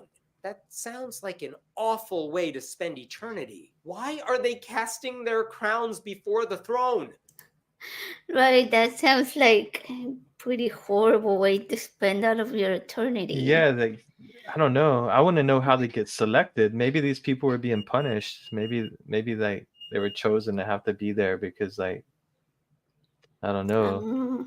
But Maybe here's they're my they're question. slaves. Okay? Are they servants? I mean, I don't know. Here's something that I've always wondered. All right, so when people talk about having purpose in life, and that they say that if you don't have God in your life, then you don't have purpose, right? Like the ultimate purpose is for you to go to heaven, and in order to go to heaven, you have to worship God in the proper way here on earth, like pray and do His will and follow His rules and basically do everything live for Jesus, right? And yeah, you have the free will to not do those things and to do evil or bad or negative things. And excuse me, as long as you accept Jesus and repent, then you're gonna go to heaven. But what do you get when you go to heaven? You have to pretty much you have no choice you have no more free will, right? You don't get to choose bad or negative things up there. I suppose if you do, well, like Satan, like the fallen angel, right? So I guess maybe you do have that option, but from what I understand, you really don't. You have to be good or be good. So you won't have any. There's no way to commit sin when you're in heaven, or you can, but you just won't. You're not gonna have those thoughts. I don't know, because apparently what people say is that there is no sin or there is no evil and there is no bad to choose from in heaven. Like heaven is all good. So what if like okay, what if you died before you were married or found a spouse or someone to be with? So when you die, when you go to heaven, can you find a spouse in heaven? I'm not really sure about that, I'm just curious about that. Like, but that's a what good your belief question. is on that? Yeah, that's definitely a good question because I mean, then either Because then, like, can you commit sin? Can you have sex in heaven with someone that you're not married to? And well, probably not because that's a sin. okay, I would I'm just imagine that saying. what is a sin on earth is a sin on heaven. So then you never get to experience sex in heaven then? If Probably you're not. wow, okay. I Interesting. mean, I imagine even if you're married, you can only have like missionary up there. Well, I'm just concerned for all the people who died virgins, and they never got to experience sex. That's why I was mentioning that. Like, can they find Yeah. someone to mate with in heaven? Or is that considered sin? Where you like what things can you not do in heaven? Like what are Well, the rules against I mean I there's mean, I imagine that they're the same biblical rules. I but no can you no have no being gay, no eating shrimp, no eating pork. we have a lot of Uh, sinful pleasures here on earth. So I mean, I don't know. If I can have sinful pleasure in hell, I guess I'd rather just go to hell. I mean, I So don't know. exceptionally, a verse says that Satan rebelled, and a third of whoever is supposedly in heaven joined him or her. Um, yeah, so So it I might not mean, even be a bad place. Like heaven's just trying to give it a bad rap. It's like, could be. yeah. But to me, it sounds like the way that is described that you. A lot of people say that hell is not like a physical place, but there is a lot of description of hell or punishment in the Bible. So it kind of makes it hard for me to believe that it isn't meant to be a physical place. But anyways, they say that it's rather the separation of you from God, that you don't have God, and so you are in hell. You spend all of eternity with nothing, or I don't know. But I mean, Mm, they do I'm mention good then. hellfire. They mention Yeah. hellfire, so it has to be right. I don't know. That's what I'm saying. To me, it seems like it's more like a scare tactic. Yeah. Like okay, if Satan he was a fallen angel, correct? He got kicked out of heaven, but what was his main offense? That he just didn't want to worship God, right? Yeah, he rebelled against the rules, Yeah. basically. He didn't want to follow the rules. So I mean, it seems like there's some pretty extreme rules in heaven that just basically cater to God, like, and everybody is gonna just have to continue to be servants of God, like even for eternity. That's like pretty. Yeah, that's to me, heaven sounds more like what we just saw, right? Like basically, all you do is worship God, like thank Him for having given you a couple of years on earth, and now you get to spend all of eternity worshiping Him and following His rules and doing anything that He wants. Yeah, I'm not down with that. I mean, I'm I good. mean, I'd rather go down to hell and burn and party and drink some alcohol and have some good sex and eat I mean, some I'd just be a bad sinner food, for life, I guess. right? I'm just gonna enjoy the time that I have here. So it's like whatever happens after this happens. Yeah, That I can say, live for today, not for tomorrow, basically. pretty much. Mm. So I'm gonna show you now what these. Um,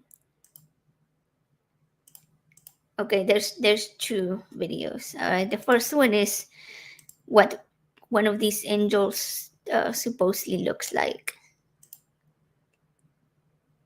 that they mentioned in the video. Am I gonna have Right? nightmares if I watch this? Is it a video or you're gonna show me an image? It's like a sort of image video I'm a thing. little scared. Let's see. Mm. Uh,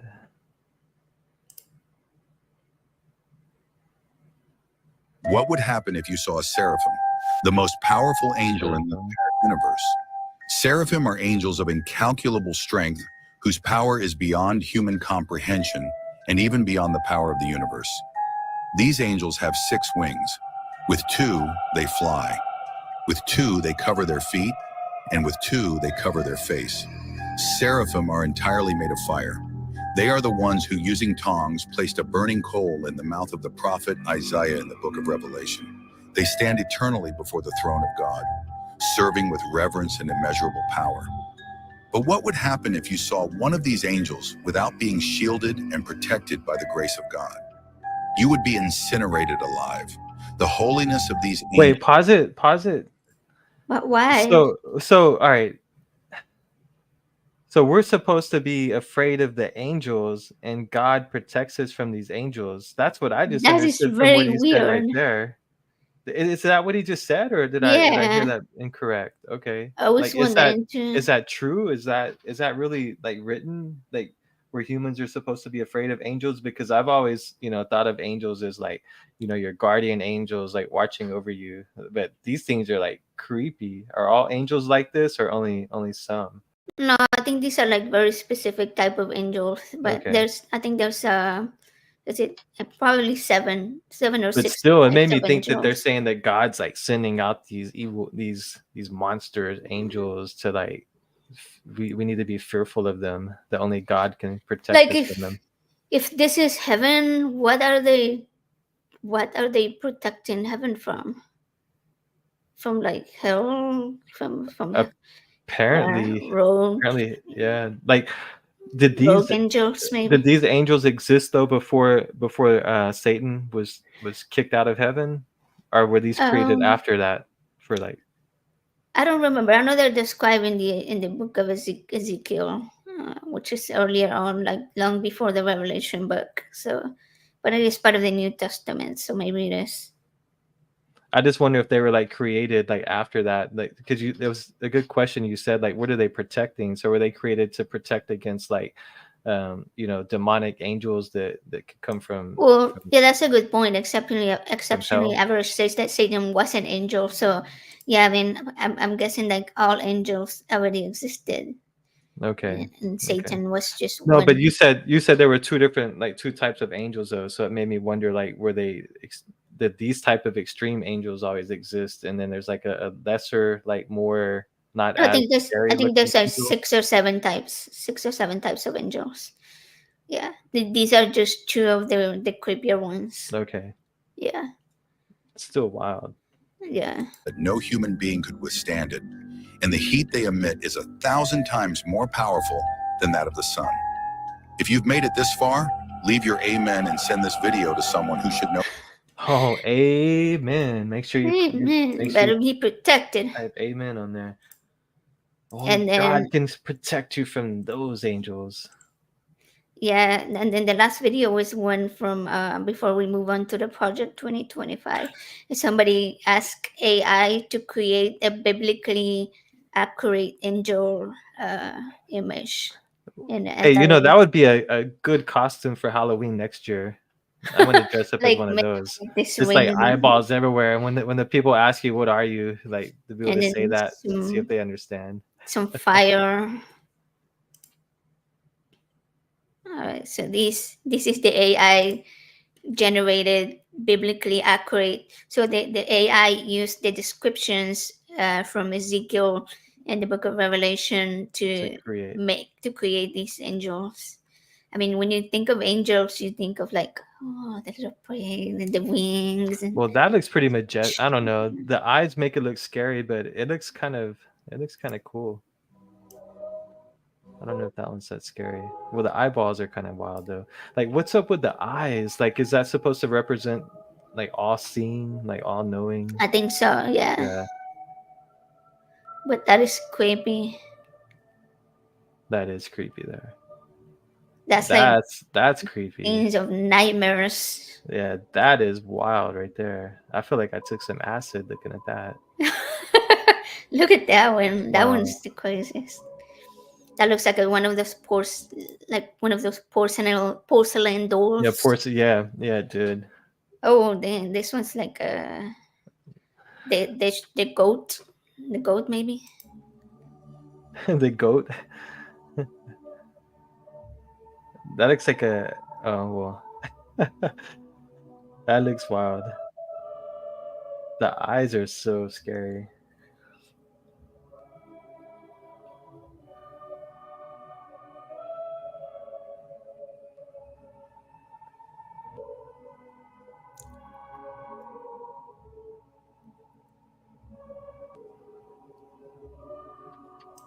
Yeah, that AI is pretty intense. So I mean, it's pretty direct. Like when you give it very descriptive things, like it's interesting to see what it actually creates. So that's actually kind of really scary that it actually came up with that. Yeah, I don't know. Yeah, I don't know if I would want to go to heaven now that I've seen the angels. So I said I'm cool Isn't with going to hell. It's all right. It seems yeah, like isn't that ironic I, that we're like more scared of they're gonna say, heaven but than of if you think that's scary, then you should really be afraid of hell. hell? Well, yeah, that's true. I guess there could be some weirder creatures. But I mean, I don't know if have you seen the show Lucifer? I have not watched that. I mean, pretty good looking. You wouldn't be scared of him. The guy that plays the devil. You're saying Yeah, that plays Lucifer? Yeah. right. He's supposed to be like very seductive, and so I don't know. I mean, we do see like all these descriptions of hell, and it's mostly just like people burning in some kind of fire. Yeah, I mean, that is what comes to my mind when I think of hell. I mean, it's crazy. And when you think of heaven, you don't think of anything like what we just like read and Yeah, like this. that past descriptor. Yeah, I mean, that's just insane. Yeah, and It's that was just the lobby. I mean, what yeah, is if waiting the after? lobby, then yeah, just imagine what's behind the pearly gates. Which yeah, I guess maybe the pearly gates were after the You gotta go to the unlocked door. reception area first, yeah. Right, that maybe that's why the door was unlocked. Yeah. Let me see. I don't know. Let's see. Exceptionally average said you should read the Bible, Joey. Maybe the Skeptics Annotated Bible. Yeah, I mean, is that like a easier read? I don't know. I'm pretty. It's pretty scary. Like some of the stuff I'm learning about it. I don't know if I even want to waste my time like reading it though.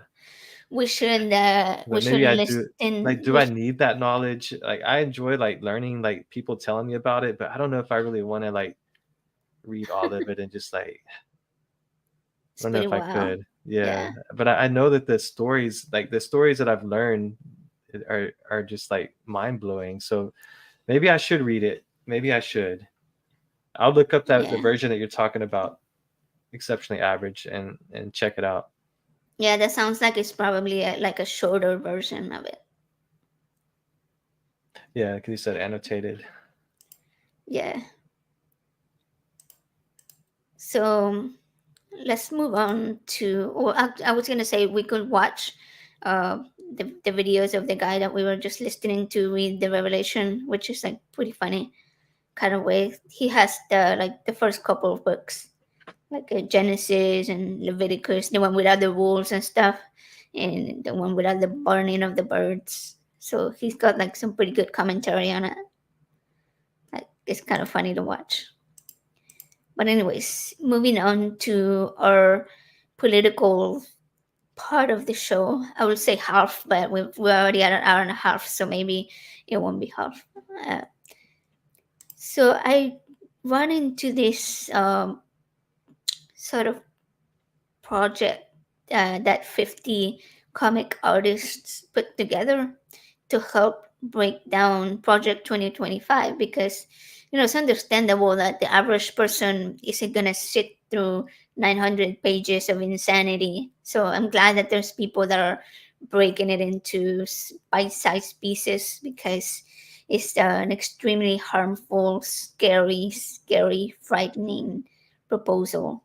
And for anyone that's been living under a rock and that doesn't know what Project 2025 is, this is basically a manifesto for how the Christian nationalists and the organization called the Heritage Foundation want the United States to be ran. They are pushing for the next president to enact these very conservative and authoritarian ideas and to put them into legislation and rules that everyone has to follow regardless of their religion. And it's definitely a huge violation of the First Amendment that protects the freedom of religion.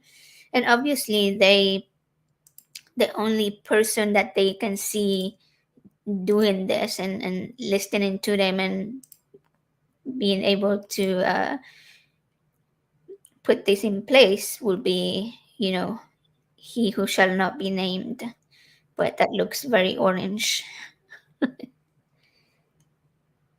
So this is Yeah, I actually went through the site version, right? and the comics are, I mean, Yeah.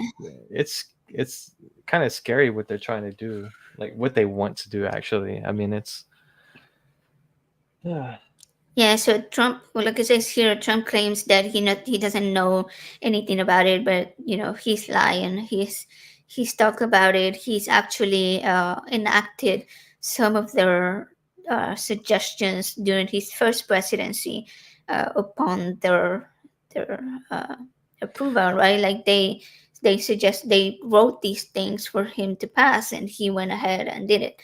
And many of the people that work for the Heritage Foundation have been known to donate large amounts of money to Trump's campaign. So you know that they have some sort of weight on what he does. And if he didn't have these people's donations, then he will be a lot shorter in cash. And he definitely doesn't want that. He wants to please the people with the big bucks. So let's start with some of these. Which topics should we talk about first? There's a lot. Maybe authoritarianism. I think we Maybe should go with abortion. I mean, abortion is like a really big one right now. all right. It's like, I feel like with the election being just a few days away, that's a very strong topic. But actually, everything on here. But I mean, women's rights and the way that they're trying to criminalize abortion is like horrible. It's going to Yeah. send us back so far. And some of the stuff that in this is just Yeah. So it's a little bit hard extreme. to read the actual comics. They look very good, but it says they have a transcript at the bottom. Are you able to read some of that? Yeah, I can read it. Yeah. So it says a rally for reproductive rights. Women in partial silhouette and abstracted colors hold signs that read, "My body, my choice. Will not go back. Keep abortion safe and legal. Reproductive rights are human rights, and never again." The "never again" sign has an image of a coat hanger in a red circle with a red line slashed through it like a no smoking sign. And it says for the So caption, yeah.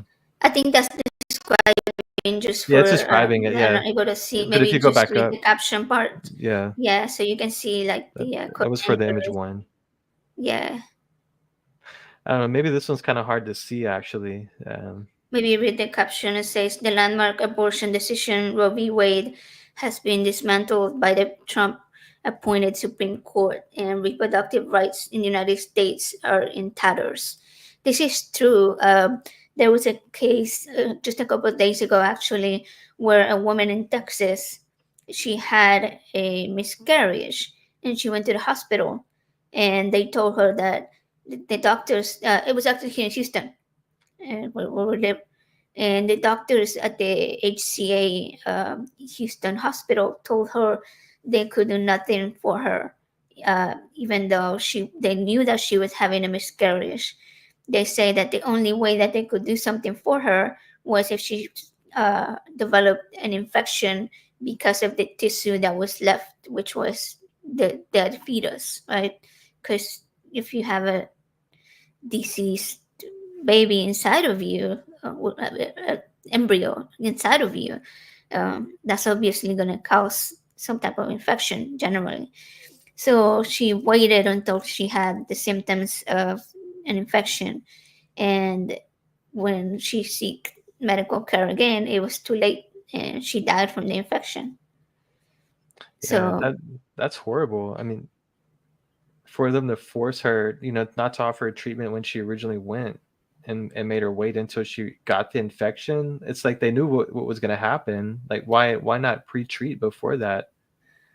right, I mean, if this is already a life that is no longer alive, and that's the whole point of the pro-life uh, efforts, right? That they're trying to save a life, and this is a life that passed away inside of somebody else, and there is nothing more that can be done, then why can't they help that person just to help save her life? Right? So, but the It's doctors were ironic. the doctors were afraid to offer treatment because they could have been prosecuted or they could have been Yeah, charged with actually having an. But with were they able to giving an prove that the? abortion. Yeah, But couldn't they get around that and protect themselves by saying that and by proving that the baby didn't have a heartbeat?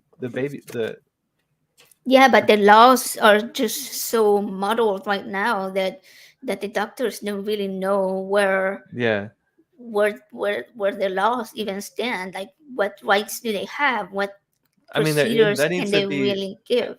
Yeah, that's. I mean, but wow, that's just It's crazy. mind blowing. I can't even Yeah. comprehend that because I mean, you would think that if the baby doesn't have a heartbeat, the baby's not breathing. How can they consider that, like you said, how can they consider that Right, the fetus that's to what be I mean. alive? Like, Yeah, that it's no longer alive. So at this point, you will think, okay, we need to put the person that is alive rights and health, first, yeah, right? Like, first, like the woman that is carrying that baby. Aside from the fact that obviously a woman should not be forced to carry a baby, but let's say that this woman wanted to carry the baby and she had a miscarriage that she did not try to cause, that she was trying to have a healthy pregnancy.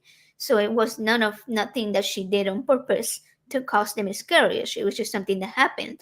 And then all of these laws are still making it to where they're they are not making a distinction between an abortion and a miscarriage. So I they're wonder, putting are they everything into, yeah, yeah, they're making it very vague. They're not yeah, putting too much detail into it, right. They're not making it which clear. gives them a big net to prosecute under basically by making it so vague. Yeah, and Wow. they go even as far as to prosecute people who get rid of embryos that have been put, for IVF, for in vitro But that's fertilization. not in Yeah. Texas though. Yeah, What not state did in that Texas, happen? but they want to do it in They're trying to Texas. pass that. Yeah, yeah, yeah. They tried, but it failed Well, so that's the far. problem that they let each state be able to.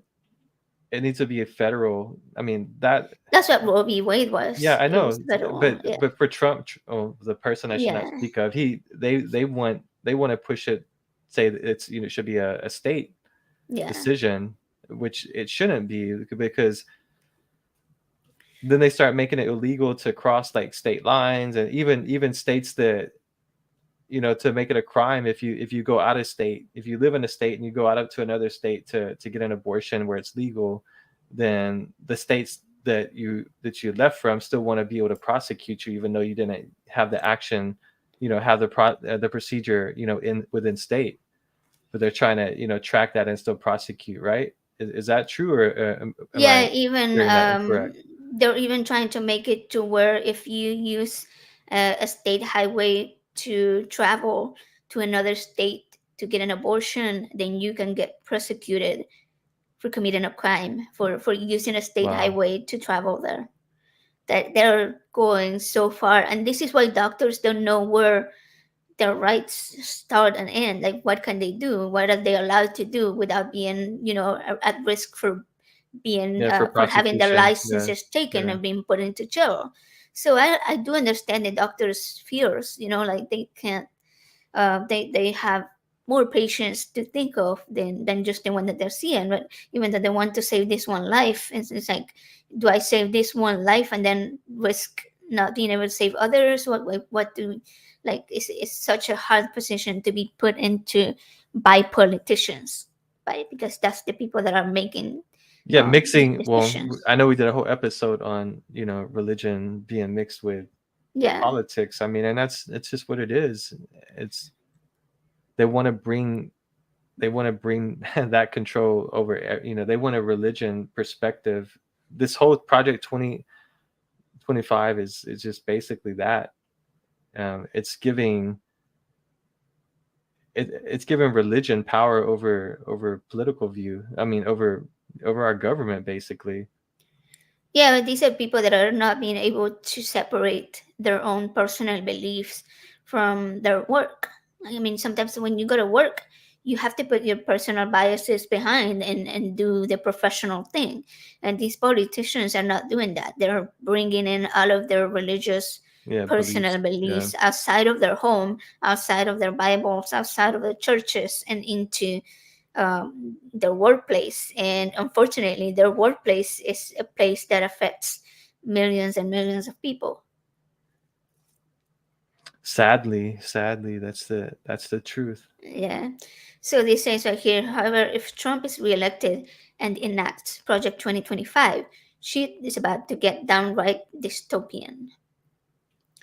So this next one shows like all the different states and where they stand on uh, anti-abortion laws, like no exceptions for even for lethal fetal anomalies, like even if you're having a baby that has no brain, like anencephaly, and you know that your baby is not going to survive birth, the women are still being forced to carry those babies to term and give birth. No exceptions for rape or incest. No exceptions for the health of the pregnant person, which is what we were just discussing. Putting a woman at risk, even if the fetus has already passed and has no heartbeat. And complete ban, no exceptions. Anyways, there are already 23 states, almost half of the country, that either have total abortion bans or bans for 6, 8, 15 weeks in place. On top of that, 7 of those states have no exceptions for the health of the pregnant person, 12 states have no exceptions for rape or incest, and 13 states have no exceptions for lethal fetal anomalies. Wow. So it's pretty much all of the states have one or another ridiculous abortion ban of some kind.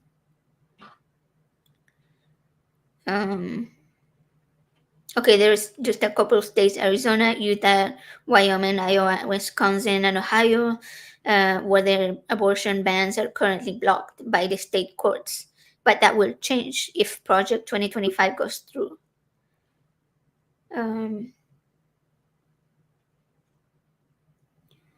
Let's see. So hospitals will no longer be willing to perform emergency abortions, even to save the life of the mother. The mother, yeah. And that is on. It tells you the page that is on. In case anybody wants to look it up, page 473. So this is accurate. Funding for abortion travel will be prohibited under the Hyde Amendment on page 471. When it says funding, what does it mean by that? Like getting like What's that? Where it says funding for abortion travel will be prohibited under the Hyde Amendment.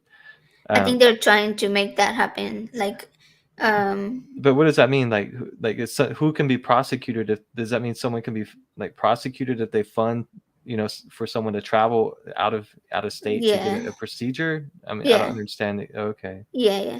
So you're not able. You can be prosecuted if you get caught if you help somebody money. Yeah. Okay. Yeah.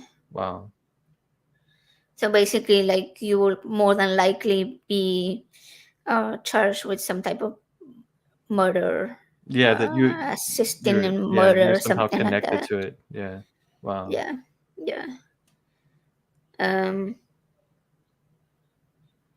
Now the next one says that since the end of Roe v. Wade, more than 200 women have been jailed for having miscarriages that are suspected of being abortions or for fetal abuse. This number will only grow on the Project 2025. Yeah, that's interesting. That I just watched your nonprofit where that's similar to what y'all talked about, which is interesting. Yeah, there was we did the nonprofit's case on the woman that she went to the hospital because she was pregnant and she was having pain, and she was trying to save her pregnancy, right? If you go to the hospital because you're pregnant and you're having pain, it doesn't mean that you're going there to request an abortion. You're going there to make sure that your pregnancy is safe and viable and that you can go back home and be fine.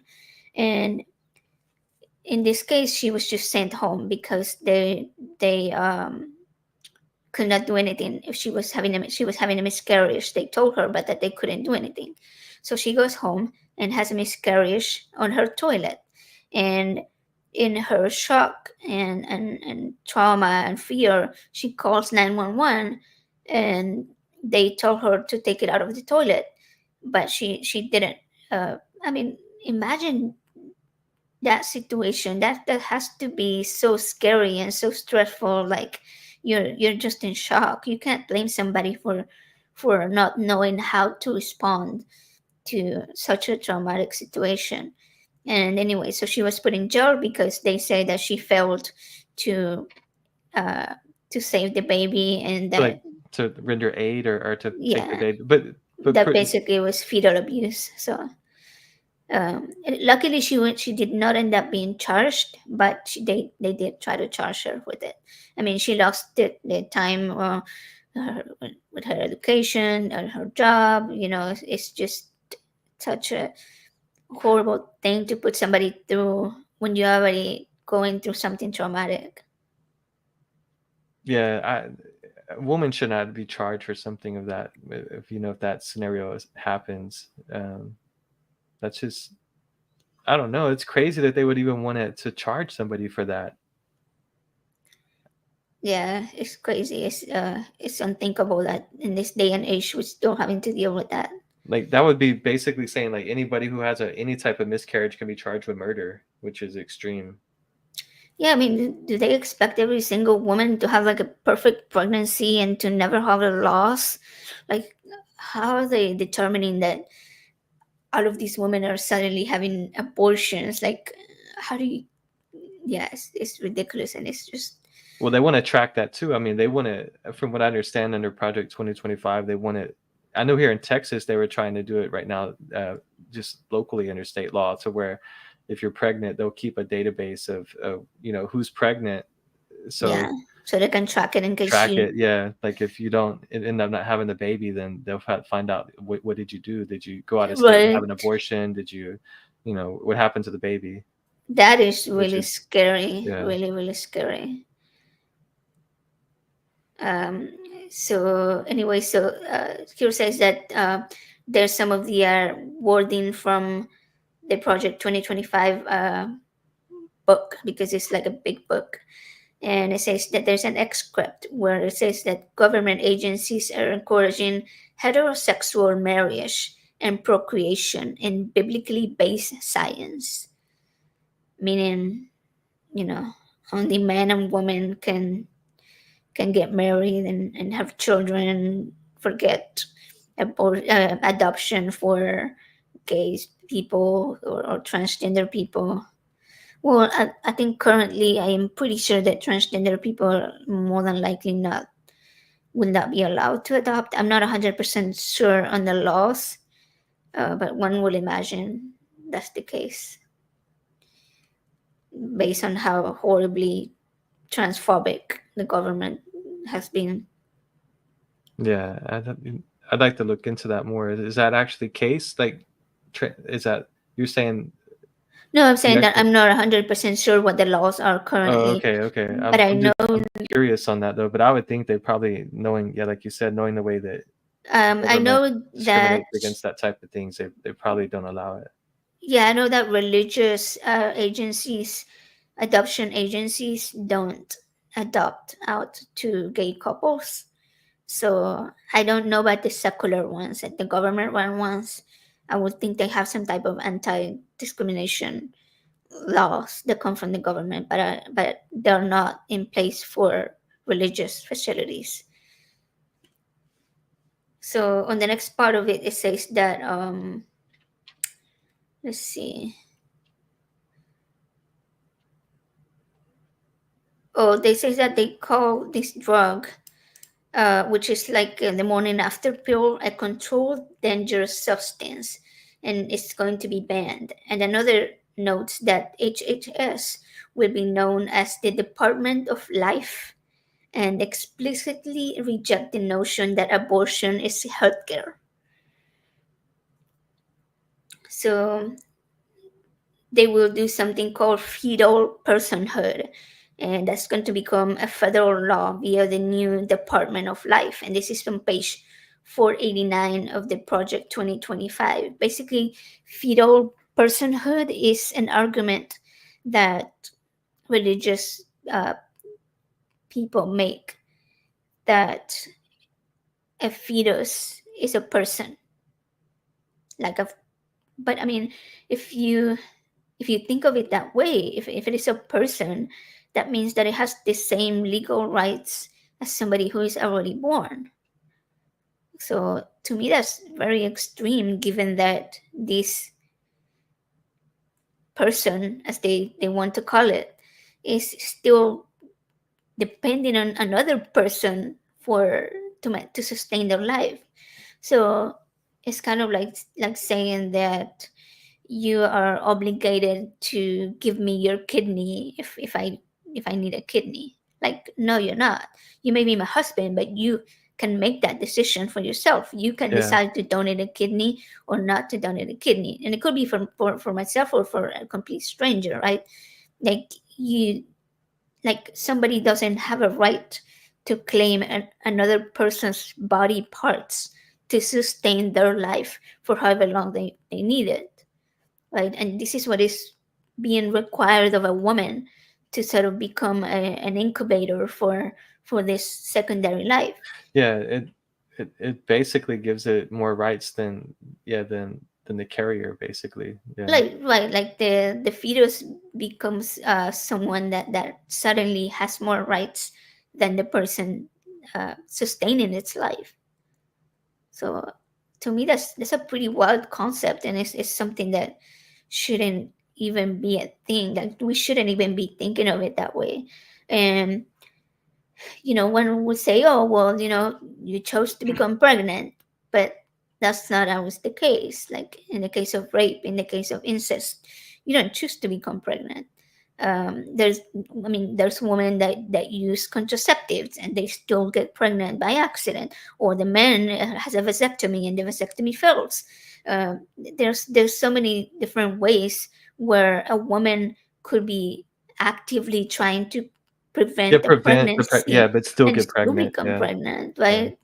Yeah. And even if it is the case of a woman that was not careful enough, was drunk and got pregnant, it just happened.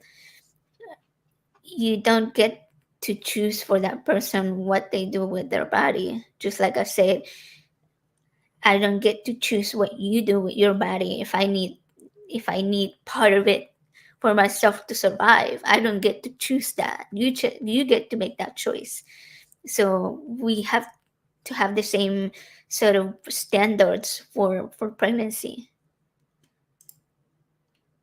Moving on. So in vitro fertilization, which depends on frozen embryos, will be banned in the entire country. Wow, a And complete that's on ban. page 450. Yeah, I'm thinking that one does come from the Catholic doctrine, but I'm guessing that Christian nationalists also support it. Like, I know that the average, water lukewarm Christian is for IVF, but apparently not the Christian nationalists.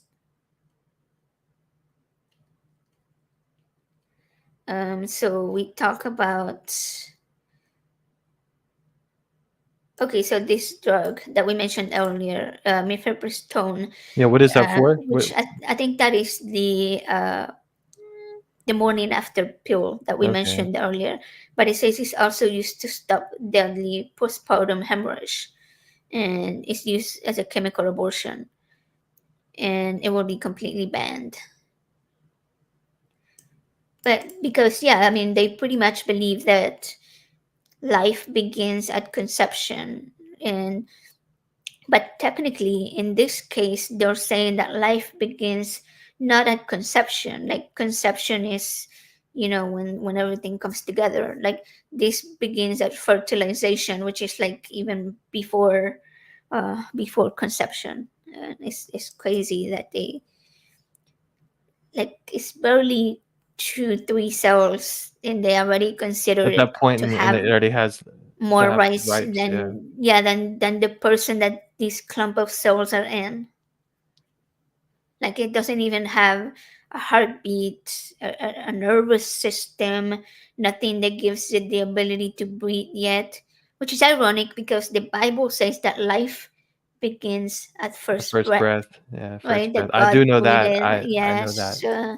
Yeah, so it's kind of something that they're sweeping under the rug, It's so like, oh, they it don't doesn't matter in this circumstance. It's yeah, like they gotta make the excuse for it.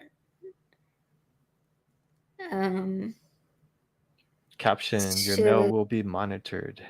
What? yeah, this is talking about. Oh, about Oh, ordering okay. So it's abortion talking pills. about whether when you're using mail order abortion pills and any article or thing designed or intended for procuring an abortion, up to and including certain kinds of contraception. So, and this is on page 459. So it's written in the Project 2025.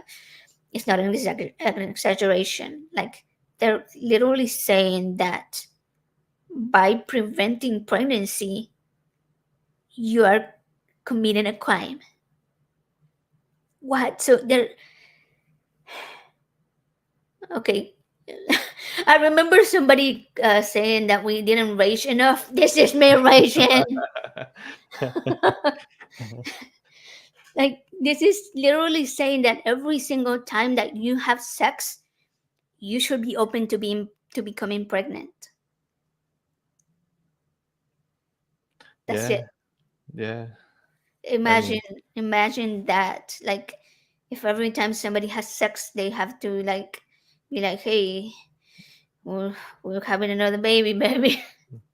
gonna have if we could You afford them. I mean, but the got government doesn't another. want to. They don't even want to help. Like, if they want to force you to have the baby, but then after that, like they don't. They Mm, wash their hands of anything. Then they call you a.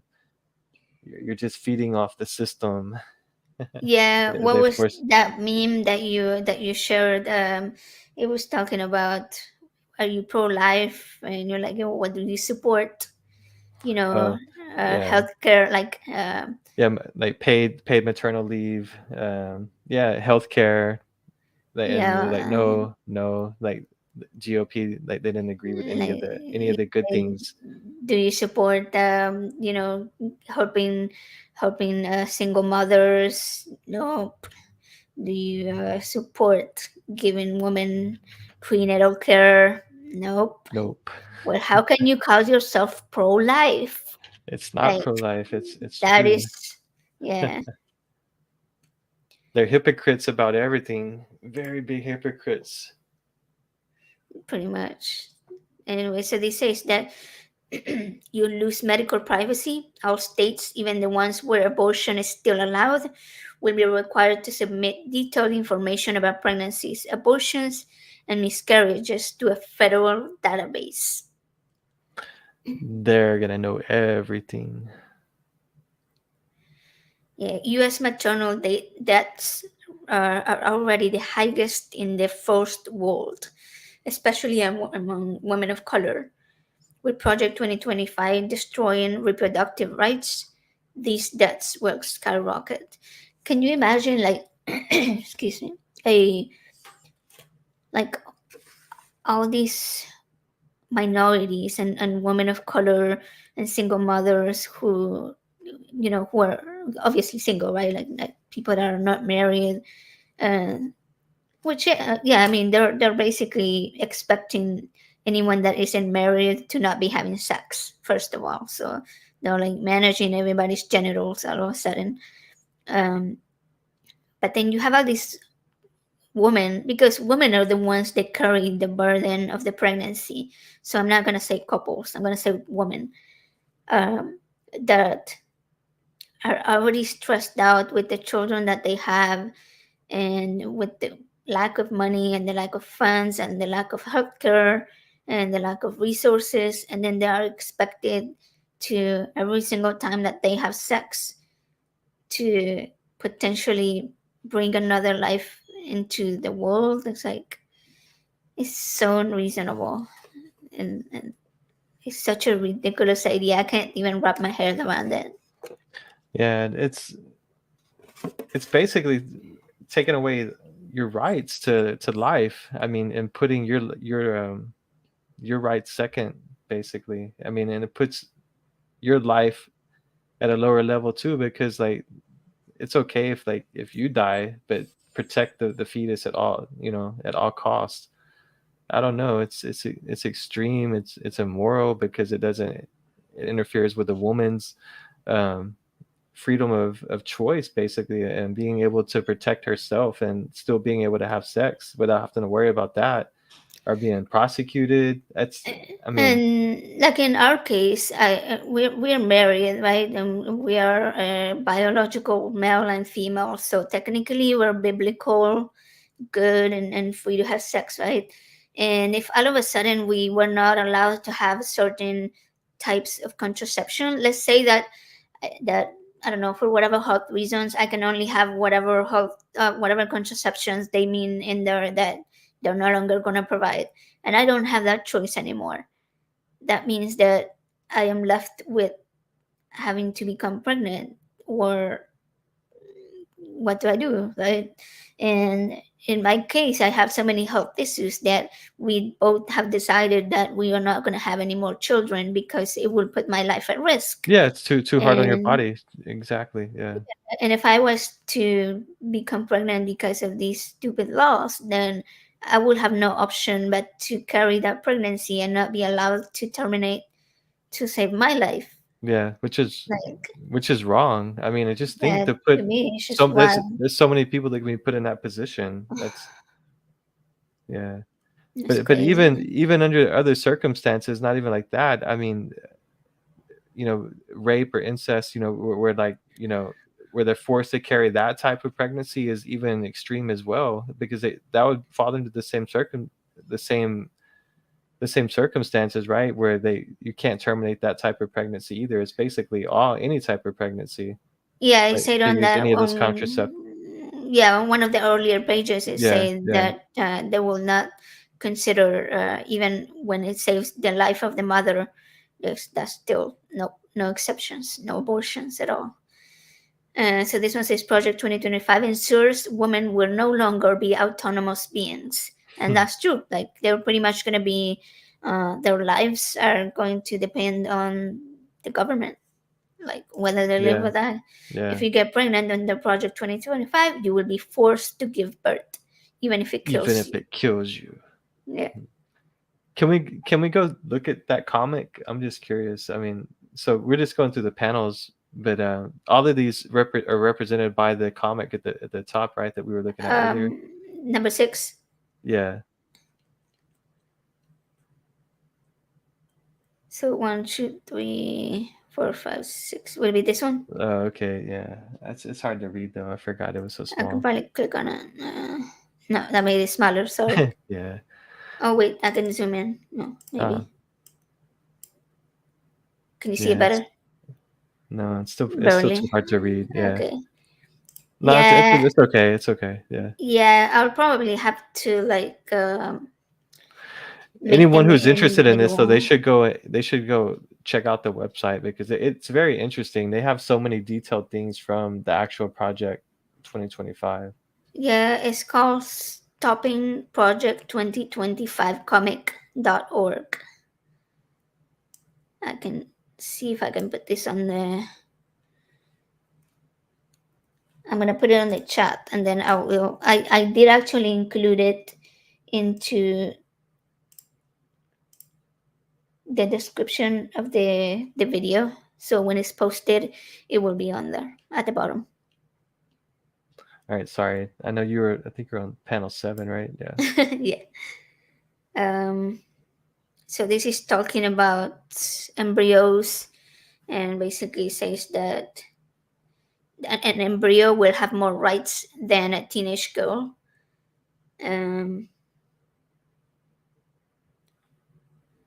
I guess it shows like a small tissue removed at 6 weeks, which is where the Like, bill right is where they going to currently outline outlaws the it. abortion. And a teenage girl that's no longer going to have any type of body autonomy to choose, whether she was raped or whatever. And I mean, we all know that teenagers make bad decisions, and I'm not saying that all teenagers should go and have unprotected sex and then have an abortion. That's not what I'm saying at all. But that we know that the brains of teenagers have not finished developing, and that when somebody is aroused, is a scientific fact that the frontal lobe becomes a little less active, which is the part of the brain that teenagers actually have underdeveloped.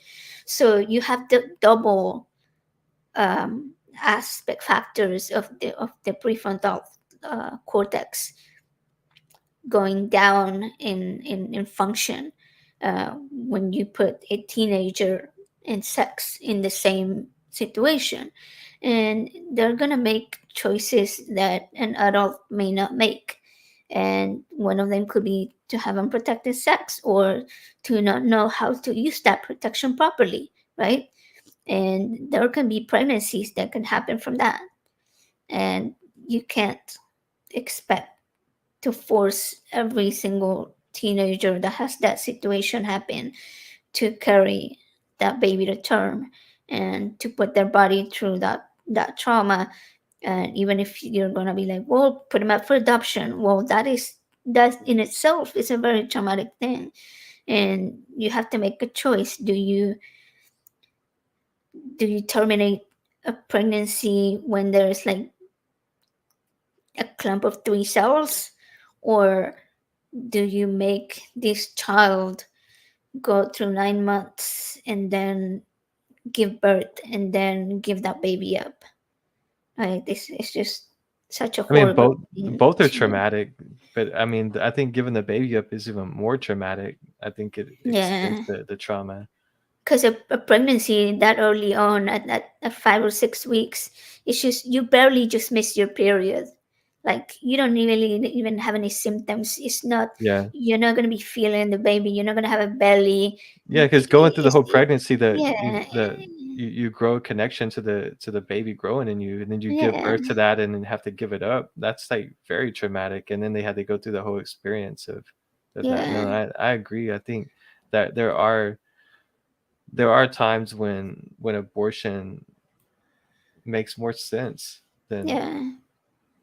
And it should be a decision made between the person and their doctor, not, a whole bunch of white old men sitting in their boots out there every in situation is going Congress, to be different. I mean, it needs to be based on, I mean, on that person's life, like where they're Yeah, at. Do they have the ability for someone to help them raise the child? Do they have funds? Or they? I mean, there's just so many things that you have to calculate. You can't judge someone if they make the decision to have an yeah, abortion as the proper way to move forward. I mean, yeah, it's their choice, but it's not a choice that's good for everybody. I mean, it just depends, but it should be there if it's needed. yeah.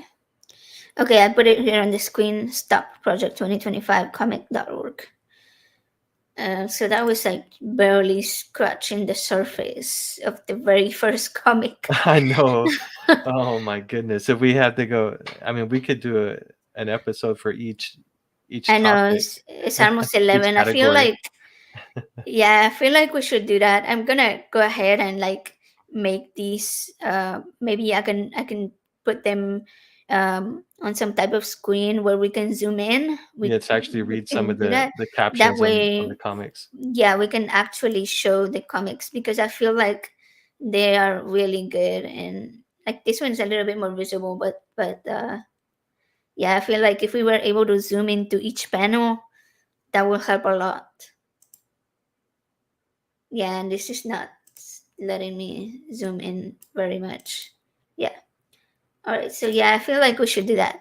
You know what? Sorry, guys, that we are not gonna cover the whole thing, but I feel like it will have a more impact. Maybe we can. I can probably do it for like tomorrow, since election day is like Tuesday. Yeah, that would actually Um, be cool to do a. We should do like an election show. yeah, we'll do that then. We're gonna have a family member come over tomorrow. Maybe we can convince him to talk with us a little bit about this, because I feel um, like even though this person is religious and they're Christian, this is not the Christianity that the majority of people practice.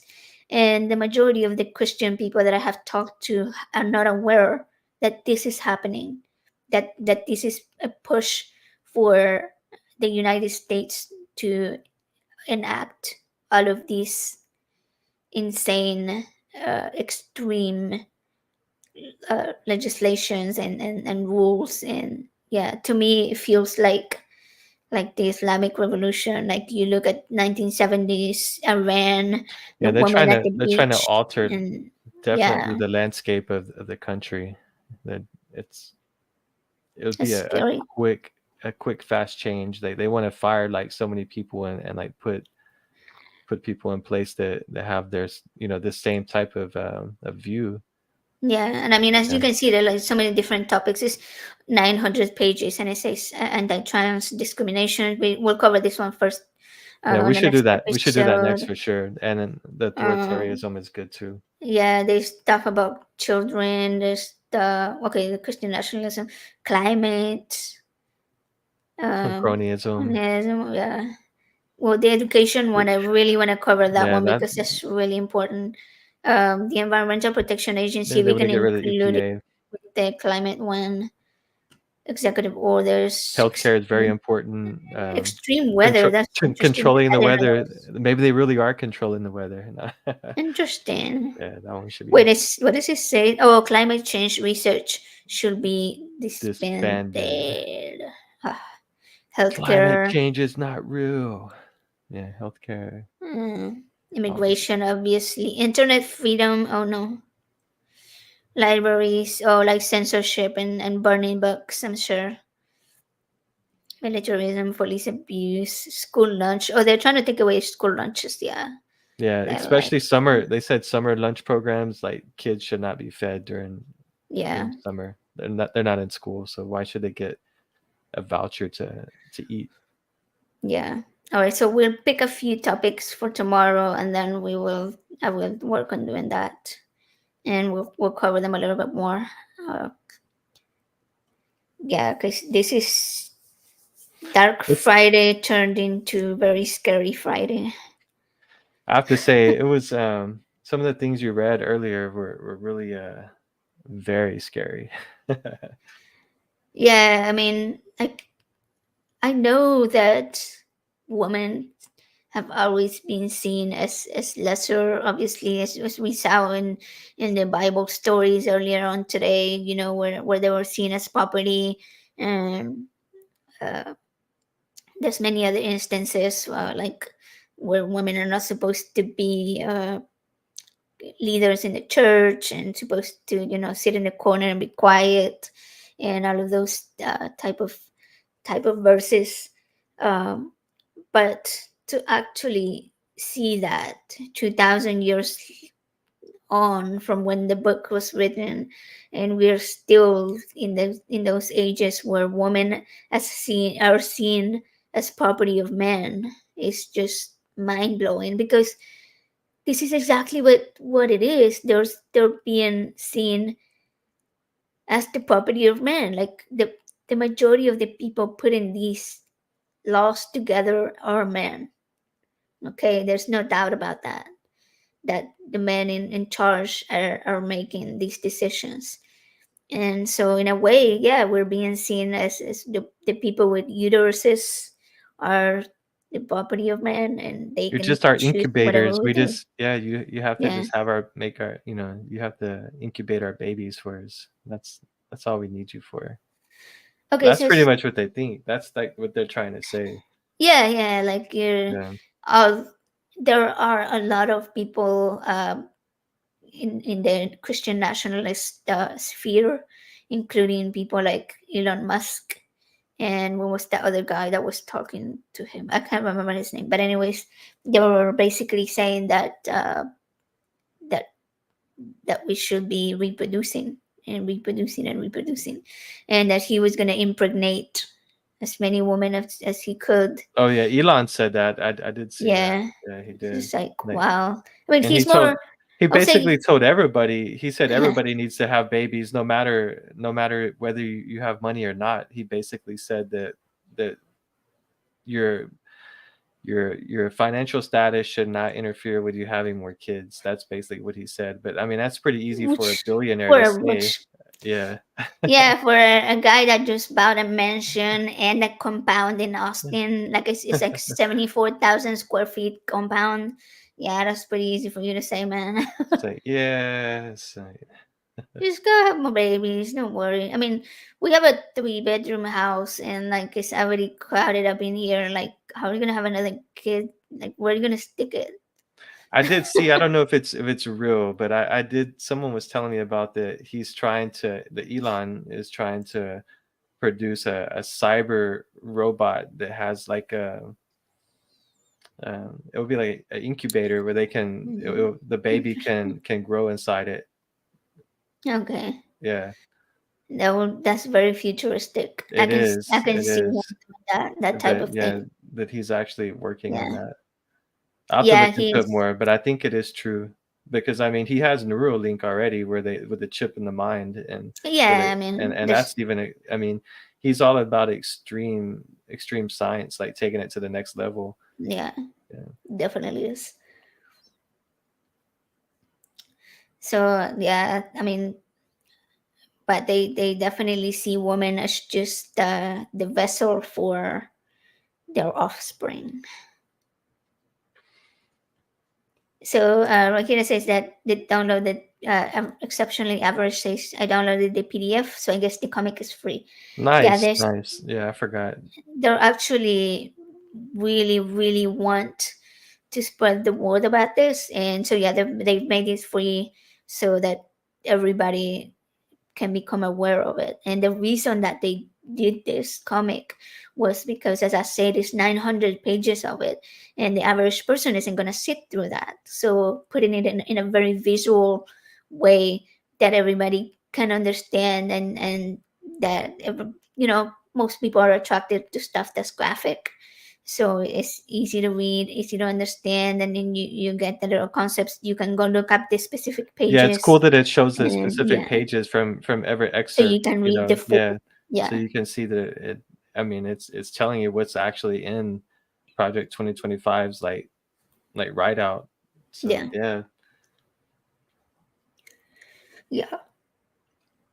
So okay, I'm getting very sleepy over here. All the scary stuff, actually, the Bible stories, the bedtime stories. It's already 11 over here in Central Time. Well, we've had 3 people that have been seem to be watching us most of the evening. We appreciate y'all Yeah. hanging out with us this evening on this Friday night, on going into the weekend. And exceptionally average, you have been exceptionally beyond average today. Thank you for sticking around on the chat and engaging with us. And yeah, so you guys keep an eye out. I'm gonna try to work on all of this tomorrow morning, and we'll probably do the show in the evening. And yeah, thank you for being with Thanks us. for tuning in. Yeah, thanks for hanging out. Hope everybody Like the stream, subscribe if you haven't, which I know you're exceptionally beyond average. You're already subscribed. All right. Thank you, guys. Much love. And we'll see you next time. Don't rage too much. Love more than you rage. Bye, guys.